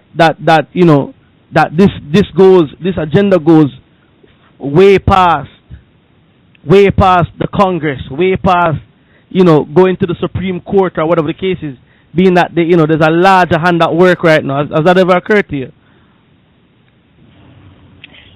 It has occurred to me every day. There is a power above all this. There is a power above the president. There is a power above the Congress, above the Supreme Court, who appears to be running the show. And I wish I knew who it was. I do want to say that I mentioned that this water system may actually also be in Europe. In 2004, I traveled to Tel Aviv in Israel, and I confirmed that it was certainly in Tel Aviv. But there are places in the world, largely in the developing world, where this system does not exist. The double line system does not exist. So yeah, go ahead. Is it in Mexico? Do you have that system in Mexico there or not? I do not. I haven't examined every community. I have suspicions that it may exist in Mexico City, but I am currently in a mountainous area of Chiapas, Mexico, and the cities. They were recently doing some work on the streets here in San Cristobal, and they were opening up the streets, and I could see very clearly that they did not have the double water line system here. I was also, prior to this, I was in a fishing village in Yucatan where they were also doing some street work, and they do not have the system there either. So southern Mexico is the developing, it is the developing world. It certainly is not, Zurich or New York City, and the system does not appear to exist in the two communities that I've mentioned. Okay. Well, I know for certain that within the UK, because that's where we actually based, right? I know that there is fluoride in the water here. I know, and I've had that was confirmed to me by the dentist, and I mean there was a lobby, there was some lobbying going on by the dentist society, trying to get the entire UK on the fluoride. I know that there's still some cities that don't have it, but majority do have it right now, and they're lobbying for it to be everywhere. I know in the schools they give them fluoride milk and all of that nonsense in schools here. So we see it here as well. It's not like we think it's isolated just in the US, but my thing was more to say that if based on your research and you looking into the US and you seeing that there's high level officials from army generals to presidents to you name it who are complicit with this, that maybe it might be like, okay then, what am I missing here? But anyways, let's get some more callers in. We have Jennifer from the 203 area code. Let's go to Jennifer. Hello? Can you hear me? Loud and clear. What's your name, sorry? Hi, my name is Gervin. I'm calling from Connecticut. Okay, Gervin. Sorry about that. Go ahead. I like to say hello to you, brother guy. Blessings, brother. How you doing? Hello, you there? Okay. Hello. Yeah. I think we lost the caller. Let me try him again. 1 second. Okay, I think we lost him. All right, let's go to the next caller. We have John. As a matter of fact, let me try this brother again. Hello, brother, you there? Yes. Hello. Okay. All right, let's move to the next one. Let's go to brother John here with a question. I'm sorry, Ms. Phelan. We seem to be having some technical problems on the other side here. So let me just go to the next caller. We have John with a question. Hello, Shalom, everybody. Shalom. Yeah, I had a question about the water. What do you think is the best water to drink, bottled water drink? Because I know, a little about the pH balance, or, I read up a little bit about the different pH balance in the waters, in the bottled water. So what do you think the best waters to drink right now? Or what do you think about the alkaline waters?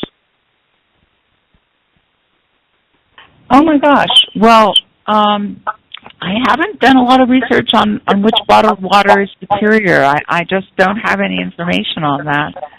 I'm so sorry. Oh, okay, no problem. And I want to know, have you done any research on the food? Oh, well, yes. I have. What specifically are you concerned about food? Well, just thinking about how they've just been talking about clone meat on shelves and stuff like that without labeling, and just seeing how they've been doing a lot of that in America. I just want to see what was your insight on that. Well, I broke a story on New Eastern Outlook having to do with, oh gosh, this gets very complicated. I don't know how many more minutes we have left. There may be a food-related reason why there is an epidemic of hypertension and diabetes in darker-skinned people with more melanin in their skin. And I traced back the work of a man, a scientist, a doctor in apartheid South Africa. His name was Dr. Wouter Basson, and he was head of the biological and chemical weapons program called Project Coast under the apartheid South African government. And he was working on developing a biological weapon which could be leaked into food, which would only attack darker-skinned people. And I came up with some conclusions, see if I can find the article really quick, that he may very well have been successful in his endeavor, which is why the silent killers of hypertension and diabetes have been ravaging communities with darker-skinned people. We see that not only in Africa, not only in certain communities in the U.S., but also here in Chiapas, Mexico, where we have a very large indigenous population, and that would be people who are essentially brown skin, not what's called black, but essentially brown skin. And here in Chiapas, well, we have an absolute epidemic now. So I would encourage you, I'm trying to find the article, I think it's right here. It was published in New Eastern Outlook on June, I believe it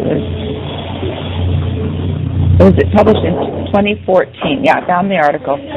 It's entitled, Doctor Who Ran Biowarfare Unit Faces Sentencing. And you can find it, if you go to New Eastern Outlook online, you can find the article under my name. So what I did here was to go through the available information from scientific organizations like the National Minority Organ Tissue Transplant Education Program, and also some of the International Diabetes Foundation and elsewhere, and trace back to before Basson began his work. And apparently, if he was successful in creating this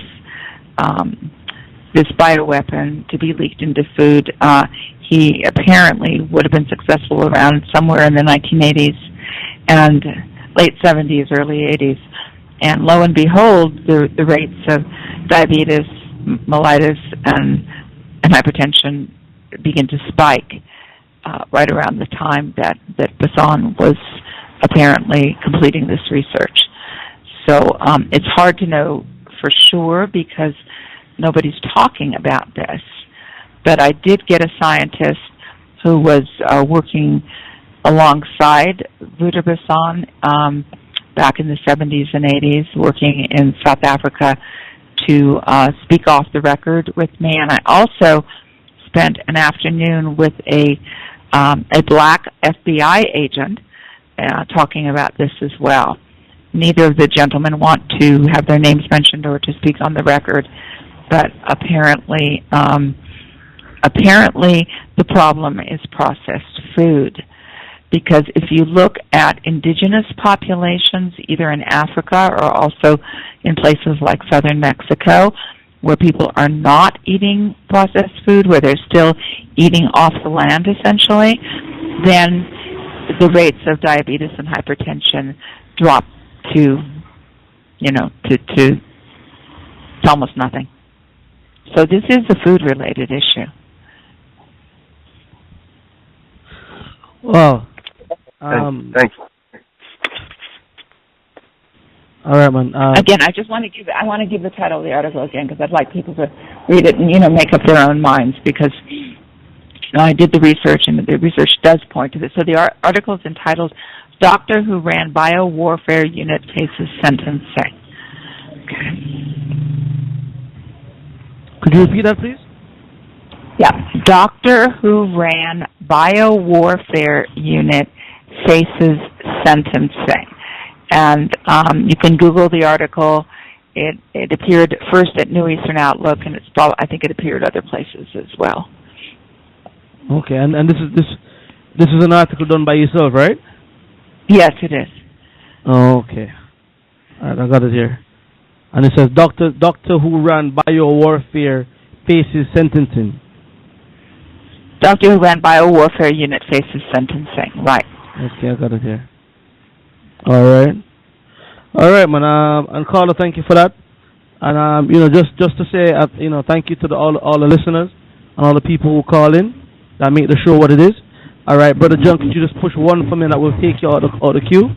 And let me go to the next caller. Elder Rawchaa, do you have anything you'd like to add to that?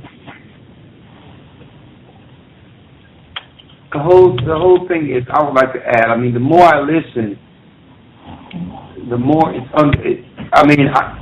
I'm almost being taken aback. I'm being taken aback hearing this, and it's just I'm perplexed that no one else has quantified this. That this is a systematic attack against the people. Who are these people who are being attacked? Hey, I'm going to tell you right now. I'm gonna call you Sister Phelan, because you can see you understand a few things. I'm gonna say this, Miss Phelan. They know that according to the Bible, that we are the children of God. They know we are the children of Israel, as written of in the Bible, that have gone through exile based on the curses written of in the Bible. They know who we are. They know we're waking up. They know that according to the Bible, there's a promise given to us from our father Abraham. They realize that if they don't stop us from linking into our God, if they don't exterminate us, we will receive the promise in spite of their intention. This is that war that everyone is ignoring. It's a spiritual war between Jacob and Esau, written of in Scripture. But everyone is passing right through the Bible and trying to make it as if the Bible is a fairy tale, and try to claim that the Bible is not true, or it's just words written by God. But guess what? Deuteronomy, the 28th chapter, told us that if we didn't follow the law, statutes, and commandments, we would serve for a particular time. Our time is up. And I'm going to tell you this, Ms. Phelan, those people in Mexico, they're also from the indigenous people, the children of Israel that were scattered from 721 BC. The indigenous people in North America, the North American Indians are from the tribe of Gad, who were scattered in the Americas in 721, and eventually the Romans found them. Ms. Phelan, they're looking to exterminate us genetically because they understand they relate directly back to the children of Israel who were originally in Israel before it became desolate, before we broke the laws of God and were scattered throughout the four corners of the earth. Now that they see we're waking up, they have no recourse but to destroy the whole earth, trying to destroy us.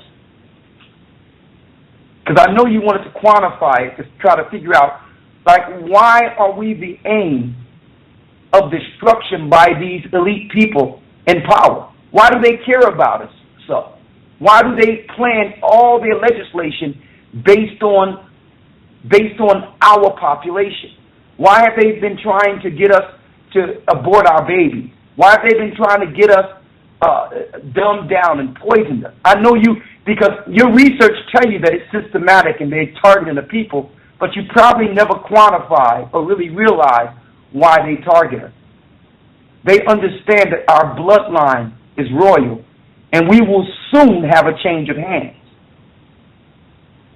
This conversation we're having right now, Miss Phelan, they fear, because they spent billions of dollars and wasted a lot of blood, spent a lot of blood to try to keep us from ever realizing who we were. And sister, I'm going to tell you, the Most High God has put the Spirit on you to spread the truth. Not only about what they're doing, but why and who they're doing it to. This is the next phase of this whole understanding. The only thing that makes sense is they realize if we come to a head concerning our God, if we come back to the commandments we broke, eventually we will receive all that's promised in Scripture.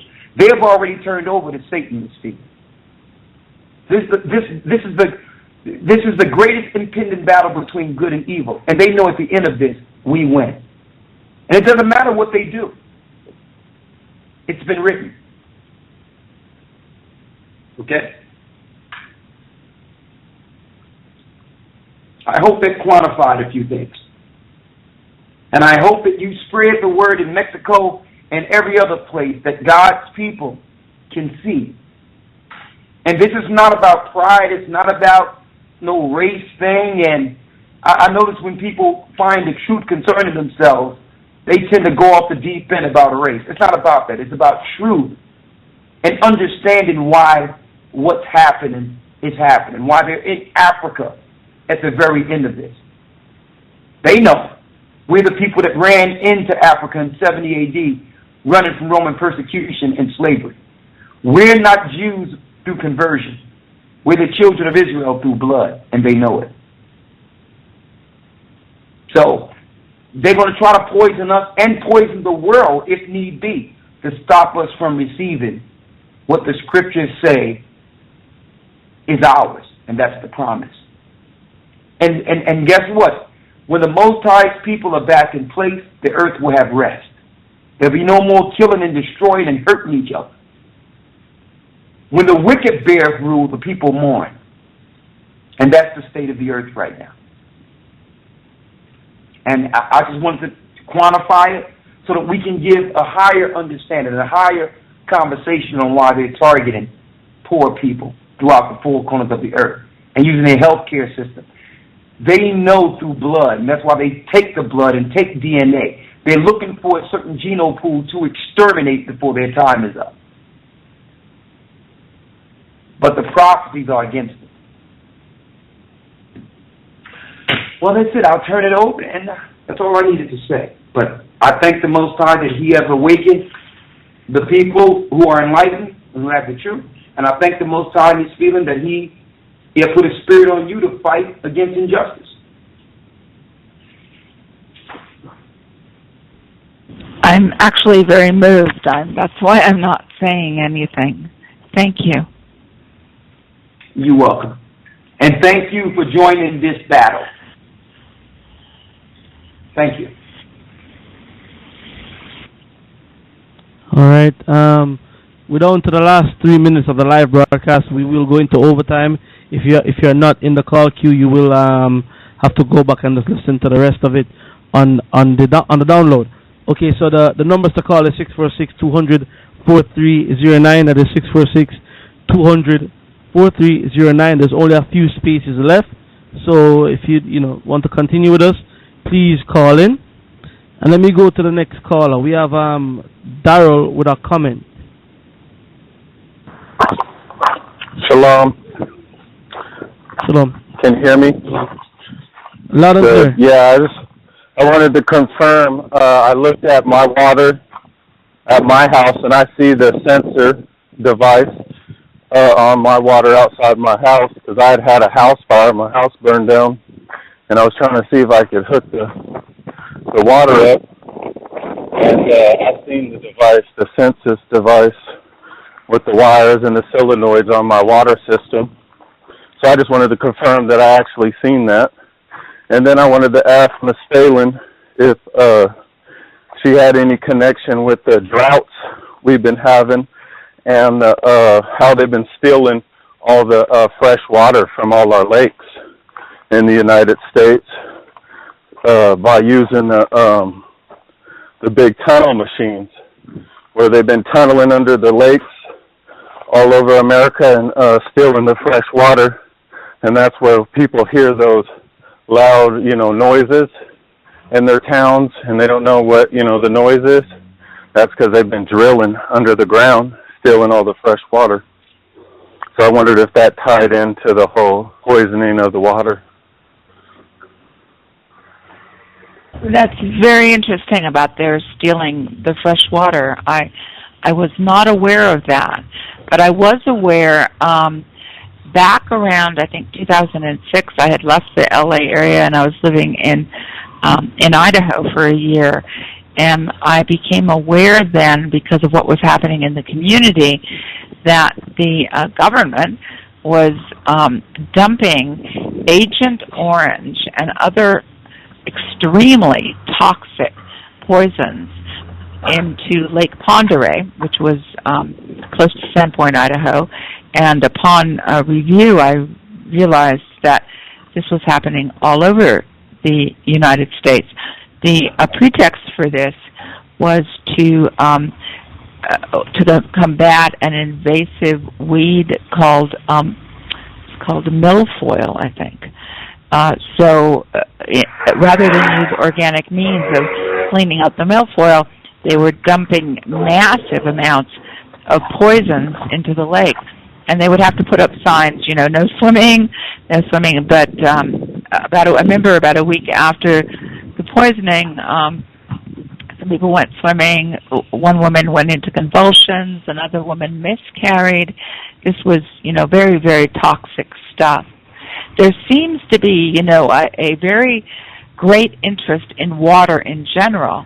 And as one of our callers had said earlier, I believe it was one of our callers. I hope it wasn't one of our hosts. Someone said, water is life. I mean, this is a water planet. You can't survive without water. And there certainly is, a lot of focus and attention being, in a negative way, being paid to water right now. Yeah, I would say just look into all the natural lakes. They're down 25% just from the research I've looked into. And they said nationwide all the freshwater lakes, because we have 25% of all the world's fresh water over here in the States, and that they said that the levels of all the lakes have been getting lower and lower, and then in combination with the droughts we've been having, it just seems like it's like a perfect storm for when they poison the water, and then, all the fresh water's, just about gone or on lock because of drought reasons. So it just kind of, to me, seemed like it was all in combination. Probably so I just wanted to put that out there. Thank you. Thank you. Yeah, thank you. Thank you very much. And that was it. So shalom, everyone. Good to hear from everyone. Bless you, brother. All right. Let me put you back in the queue, Darrell, and just push one for me, please, and I will just take you out. And let me go to the next caller. We have Sister B with a question. Hello, everyone, and shalom. Shalom.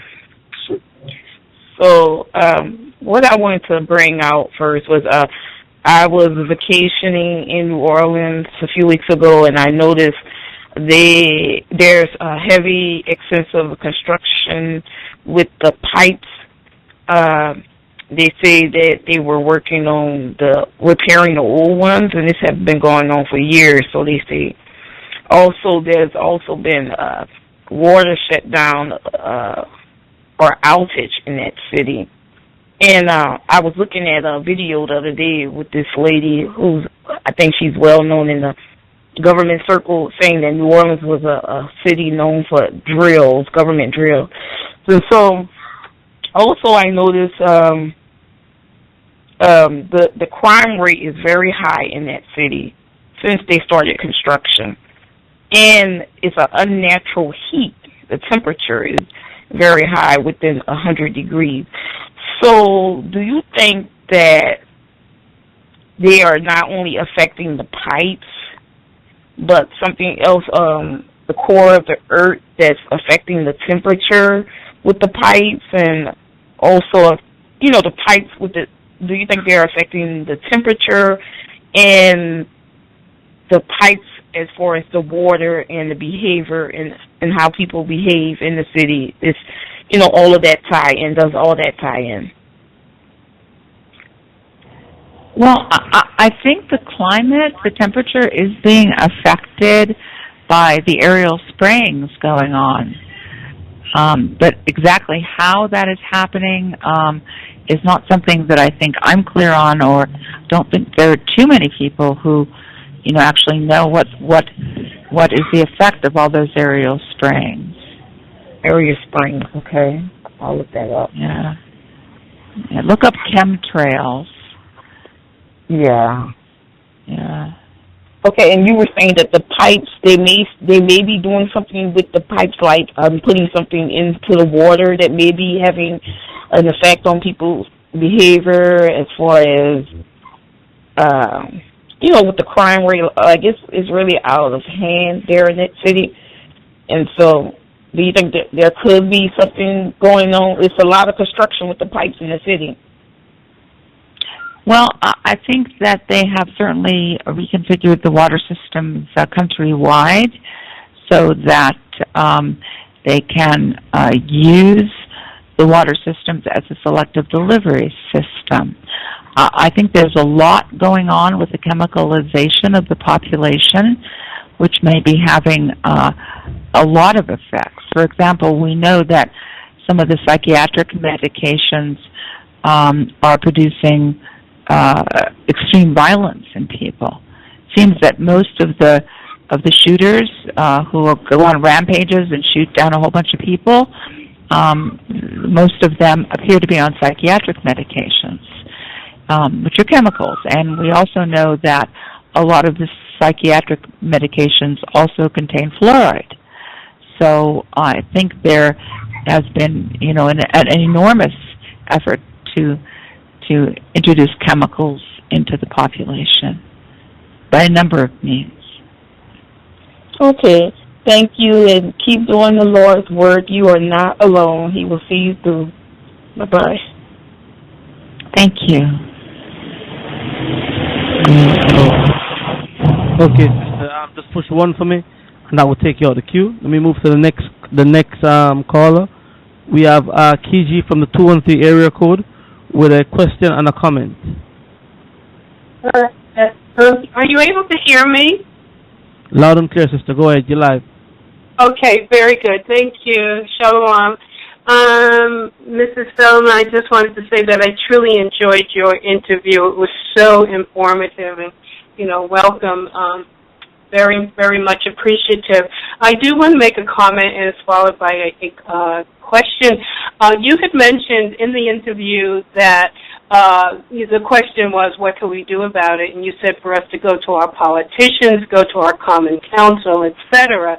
I just want to share with you what happened with that. I'm in Los Angeles, and a few weeks ago we had a street fair, and the Department of Power and Water was located there, representatives from the Department of Power and Water. Right next door to them was Common Council. Now, Department of Power and Water, I approached them because I have an extreme concern about the water here in California, and I know how contaminated it is. I approached them, asked them questions, many questions about the contamination of the water here in California, and lo and behold, they were in total denial. They said, you don't have to worry. We have the best water in the country. Don't listen to whatever anyone is saying. And then I approached next door the people who were from Common Council and asked them how they were handling this situation concerning Department of Power. And they, too, were in denial. So, what do we do about it? We go to people, we go to the politicians, we go to the actual people who are responsible for the contamination, and they're in total denial. Then, how do we get past that? What do we do about this? Because the water here in California is awful. So, do you have a response to that? Well, I have some suggestions. By the way, say hi to LA for me. That's my city. I haven't been there in forever and ever, but yeah. Okay, I think, well, one thing that could be done would be to go to the city councils or the board of supervisors with evidence. Okay. Now, going in with concerns like, I think the water's terrible, they'll just blow you off. Mm-hmm. Attached to the article, "Water is a Weapon," I have some blueprints of some of the water systems in LA, and you can see the double line water system. Okay, so this is evidence, and this is evidence that the city of Los Angeles did not want me to have, because when I went to the city requesting blueprints, they wrote me back and said, well, yeah, we'll give you blueprints, but we have to redact them. So they gave me blueprints that didn't show the double line. But because as I mentioned earlier in the show, I was, hanging around street crews and trying to get, photos of real blueprints. Because of that, the real blueprints photos of them do exist, and some of them are attached to Water as a Weapon, so you can see the double line water system.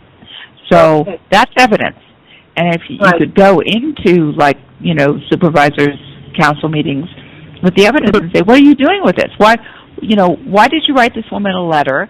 And the letter's online too, saying that you have to redact, you have to remove stuff from the blueprints, and what is this with the double-line water system? I mean, it's evidence. It's not just a worry. It's not, I don't mean just. It's not a worry. It's not a concern. It's evidence. And evidence is something that's very difficult for them to deal with. If you say you're worried, they can just say take a pill, right? But you bring them evidence, and what are they going to say then? Right. Exactly. That's a very good idea. I think so, because I think, on top of what's happening to our oceans with the radiation coming through, and now the contamination of our drinking water, I mean, we'll be dead in 1 year. It's just ridiculous. Yeah, I really appreciate your concerns. I mean, I think they're very valid. And I think that, we really are being called to do what we can about this. Yes, thank you so much for enlightening us and confirming a lot of what we were suspecting anyway. Thank you very much.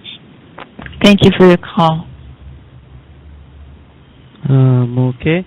Sister Kiji, just push one, and I will take you out the queue. Let me go to the next caller from the 513 area code.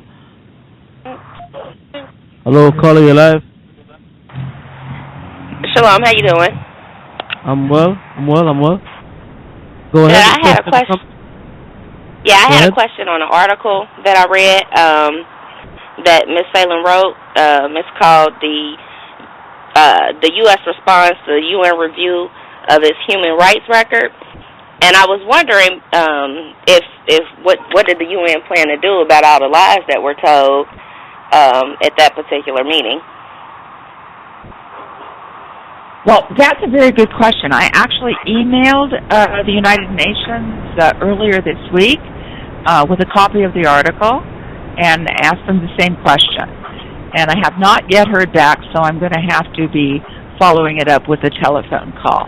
I have called the New York office of the UN, and they are referring me to the Geneva office.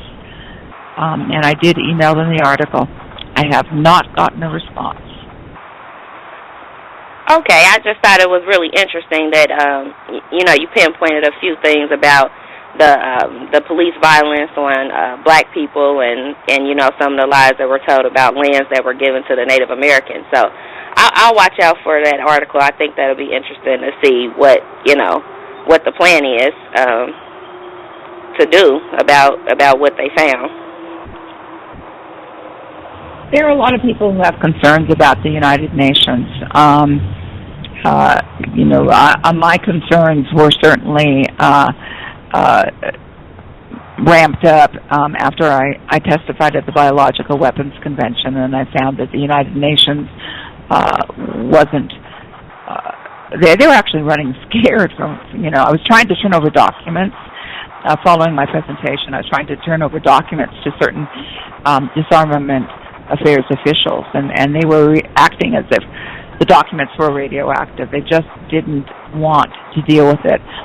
So I know that there are factions within the United Nations, and I'm really hoping that I hear back from the Office of Human Rights soon concerning all the lies the U.S. is telling. Yeah, because I thought that's pretty interesting. I mean, if they're in cahoots with the United States, then, what really is the point in doing any type of review on their human rights record, if there's no plan of action in place? But that's all I wanted, you guys. Thanks a lot. Thank you. All right, caller, just go back in the queue and just push 1 for my sister, please, from the 513 area code. Let me go to the next caller from the 203 area code. Caller, you're live. Yes, hi. I have Hello? a question. Yes, I have a question. Go ahead. Yes, I was wondering if the drinking water is, there's a conspiracy on it being contaminated. I've been doing research on other products like the foods we eat that have GMOs, and some use aborted fetal cells, and Nestle being one of them, and they also make water. So has anybody done any research on if they're putting anything in our bottled water and calling it safe for us to drink? That's a very good question. I do know that there was some research done that I read, a couple of years ago, where they were saying that some of the bottled water, it was only tap water, and that they were just, slapping a label on it and making it sound like something fancy when it wasn't. But, yeah, I did read that. But, which bottled waters are supposed to be, pure and which are suspect, I just really don't know. So, okay, so we're basically taking a chance. Do you know anything? What about those water purifiers for the sink? What would you? That's a fairly controversial issue because I know that there are water purifiers that will take out some germs, right? We don't know what they're going to use when they, what they are going to use, what they are using, if they are deploying this, in some ways now. They can run anything they want to through that second line. And there are some, like carbon filters, that'll take out some germs. But given the state of the science right now, with recombinant DNA, they've got such designer stuff now. We don't know if they're going to use a bacteriological agent, or if they're going to use a chemical, like the person who said earlier they were putting formaldehyde in the water in Africa, which produced Ebola symptoms. We don't know if they're going to use a chemical. We don't know what they're going to use. So people are I can't give any real testimony on that, not knowing, what filter is going to take out an unknown agent. Okay. All right. Well, that was my question. Is there any specific brands of water that you use that you? I'm in Mexico. We have different brands of water here. Oh, okay. Okay. Yeah. All right. Well, thank you. Okay. All right, caller, thank you for that. Let me put you back in the queue, and just push 1 for me, please, and I will take you out. Let me go to the next caller here. Caller from the 347 area code.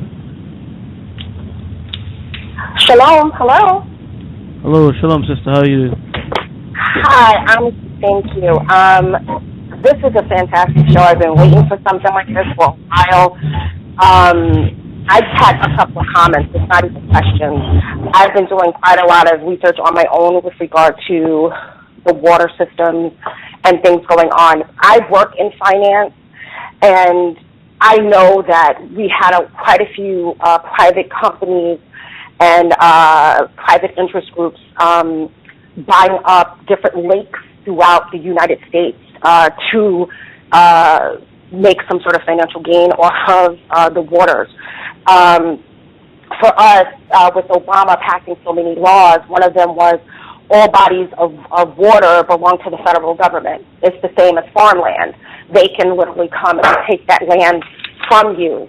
And if martial law is, in fact, enacted, it's illegal to hoard food, and it's illegal to hoard water.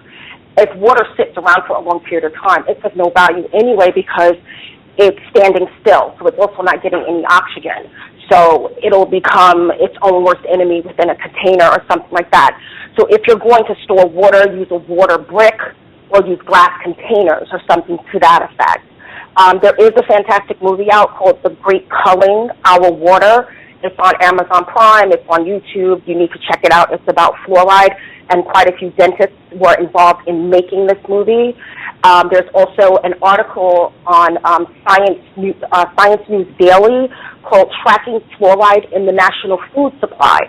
And you can actually click the link to the USDA and see what other foods and beverages that they have listed that has fluoride in it, and things that you should avoid from like the larger companies that we buy in the grocery stores. As far as home, what you can do for yourself, buying a filtered water system is fabulous. Look for the brands that filter out like fluoride. I know Zero Water does, and you can clearly taste the difference in the water. Or purchasing a reverse osmosis machine. Communities should try and join together to buy an RO machine, something where it could be at one location and they can go and, get that water as much as possible and have it, the whole process done right then and there, and just store it and use it as needed. We're also neglecting our shower filters. So if you can get a shower filter, one with the vitamin C attachment, because your body absorbs most of that water anyway, and you're absorbing it through the skin as well. So if you can get one with a vitamin C attachment to it, they're on Amazon. They cost like $40, I believe. And we also need to build our immune system with probiotics and prebiotics and learn about our agriculture, learn about aquaponics and hydroponics and how to grow our own fish, being that the water is contaminated on the West Coast and all the fish are dead anyway. That's not just going to affect the West Coast, it's going to affect South America and Latin America as well because it's on that side of the map. So we're killing ourselves by not learning about ourselves and trying to be ahead of where we're getting our food from. Sugar is a drug, so we need to detox from that altogether. And it's just a matter of us taking the necessary vitamins and minerals and doing exercises that build and strengthen our immune system. Colloidal silver, copper, things of that nature. But instead, most of us just sit around talking about it instead of going out and purchasing or linking up with people who can help them, or going to our church and saying, look, we need to get a fund together so we can do this in this community, or this people are lacking here, or start our own little water bottling company within our own using this water. A lot of these companies go to Maine, they go to Vermont, and all they're doing is stealing the water from them under the guise of Nestle and rebottling it and selling it to us. So there's no difference. So I just wanted to give my little input on it, and we got to do better. We have to. This is no longer just about blacks. This is about everybody. We're all down here together, and we got to do better. We have to. That's all.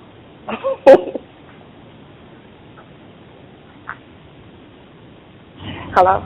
Thank you. Thank you so much. Yes, it was a pleasure, Ms. Phelan. Shalom. Shalom. All right, man. It's been very, very, very informative. This show, and thanks everyone for calling in. My apologies for those I've missed in the call queue tonight, but Miss Phelan, we're definitely gonna have to have you on again for a follow-up broadcast. Well, thank you very much. I would love to come back on. Thank you. Yes, definitely. I mean, I'm gonna read through some of these articles that you have written, and I'd also like to speak with you off air as well. You with me, and give you some information that we have on this side, and just you can have a look at it, and maybe we can speak on it when next you come on. Wonderful. So I'm gonna close it off right now, and thank you for coming in this evening, and let me just bring Elder Rawchaa back in and see if he will any closing words from Elder Rawchaa. Well, all I have to say is I'd like to thank Ms. Phelan. This has been one of the most, I would say, informative interviews and conversations we've had in a long time. Also, I can't thank her enough for bringing in her, sacrificing her time to share and her heartfelt research on trying the best she can to help. This is the best she can do, and it's great. I mean, she's doing everything she can. She's putting her part in, and I can thank the Most High for that. And we should be encouraged, all of us, to put our part in and do what we can, not just about the water thing, but just about any way we can to inform others of the threats and the impending threat that's over us. It's our duty to not only safeguard ourselves and protect ourselves, but to warn others. And like I said, it was so informative. The first 5 minutes of her just speaking, I just wanted to stop her almost every sentence. I wanted to actually come in each sentence and say, hold up, we can't let that piece go by. But she's well studied, very informative, poignant, efficient, and you can tell she's a journalist on the right side of things. And Ms. Phelan, we thank you, and I know our audience thank you. And when we do publish this particular broadcast, it's going to help so many people. So thank you, and of course, we look forward to talking with you in the future. Well, thank you again very much for having me on. And so I'm going to say good evening and God bless. Okay, bless you. Right. Okay, folks, you seen it. Here we go. And not only her, I'm just examining some of the brothers and some of the sisters' detailed research and understanding concerning this. I mean, our people are waking up, and I thank the Most High for it. So, hey, Kwam Yeshua, don't drink the water. Again, don't drink the water. Don't cook in the water. Get yourself a ProPure filter, one of the real good ones, and use that water for what you drink and cook with. We can only control what we can right now. Eventually, we all know how this all ends. Okay, no matter what we do, they're going to look to destroy us irregardless. But the things we can control, we need to get in front of now. It's an onslaught. They right out killing us. They're poisoning the waters. They're medicating the waters. They're making it where people can't even reason within themselves based on the high medication of water, of what's going on here. So, the Bible tell us that we must be sober and of sound mind. And you can't do that if you're being force medicated through the water system day and night. Okay, so let's do it. We have to do more than just get the word out. We must apply. Must apply what we're learning through these conversations. These broadcasts are not just so that we can talk. You know what I mean? It's a lot of time being put in it and a lot of sacrifices being put in it so that we can apply what we get within these particular broadcasts. They're like lessons within themselves. So let's apply it, let's come together, and let's do the will of the Most High. Yeah. And that's all I have. This is the true definition of love. Christ say if you love me, put everything down and just follow after me, and just follow after me. The Messiah say you love me, put everything down and just follow after me, and just follow after me. But the world see it different. All they know is give me, give me, give me, give me, give me, give me, give me, give me, give me. Satan see it different.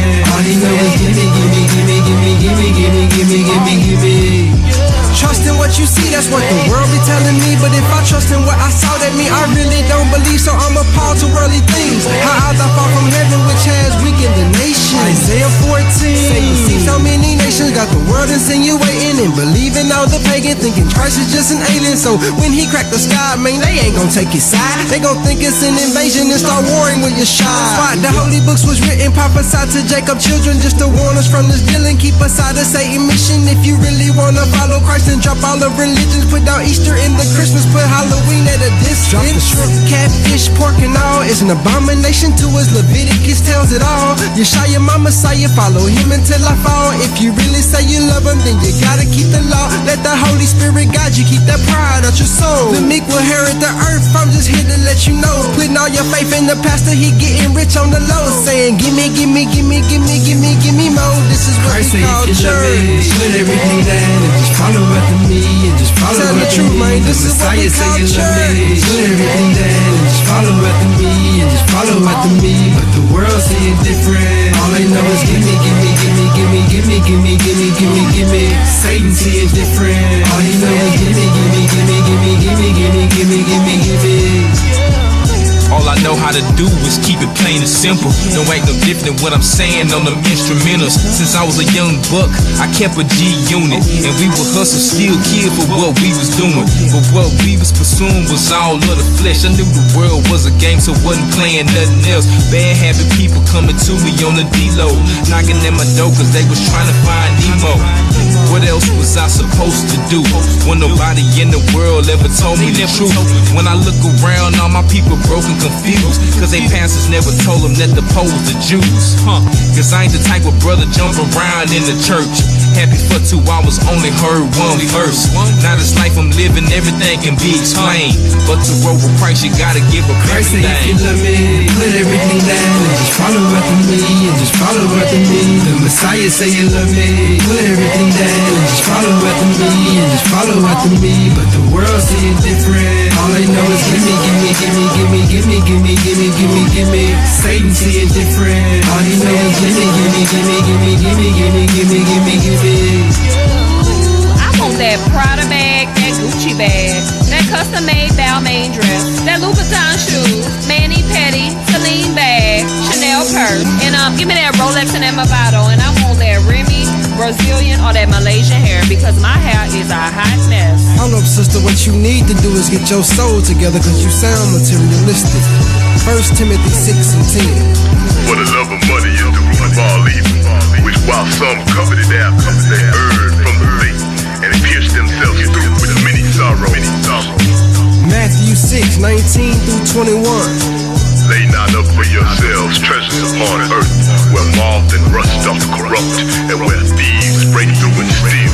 But lay up for yourselves treasures in heaven, where neither moth nor rust doth corrupt, and where thieves do not break through nor steal.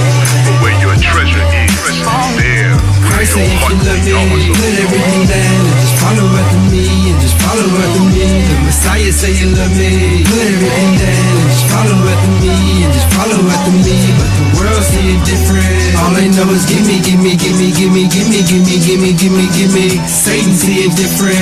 All he know is give me, give me, give me, give me, give me, give me, give me, give me, give me. Yeah.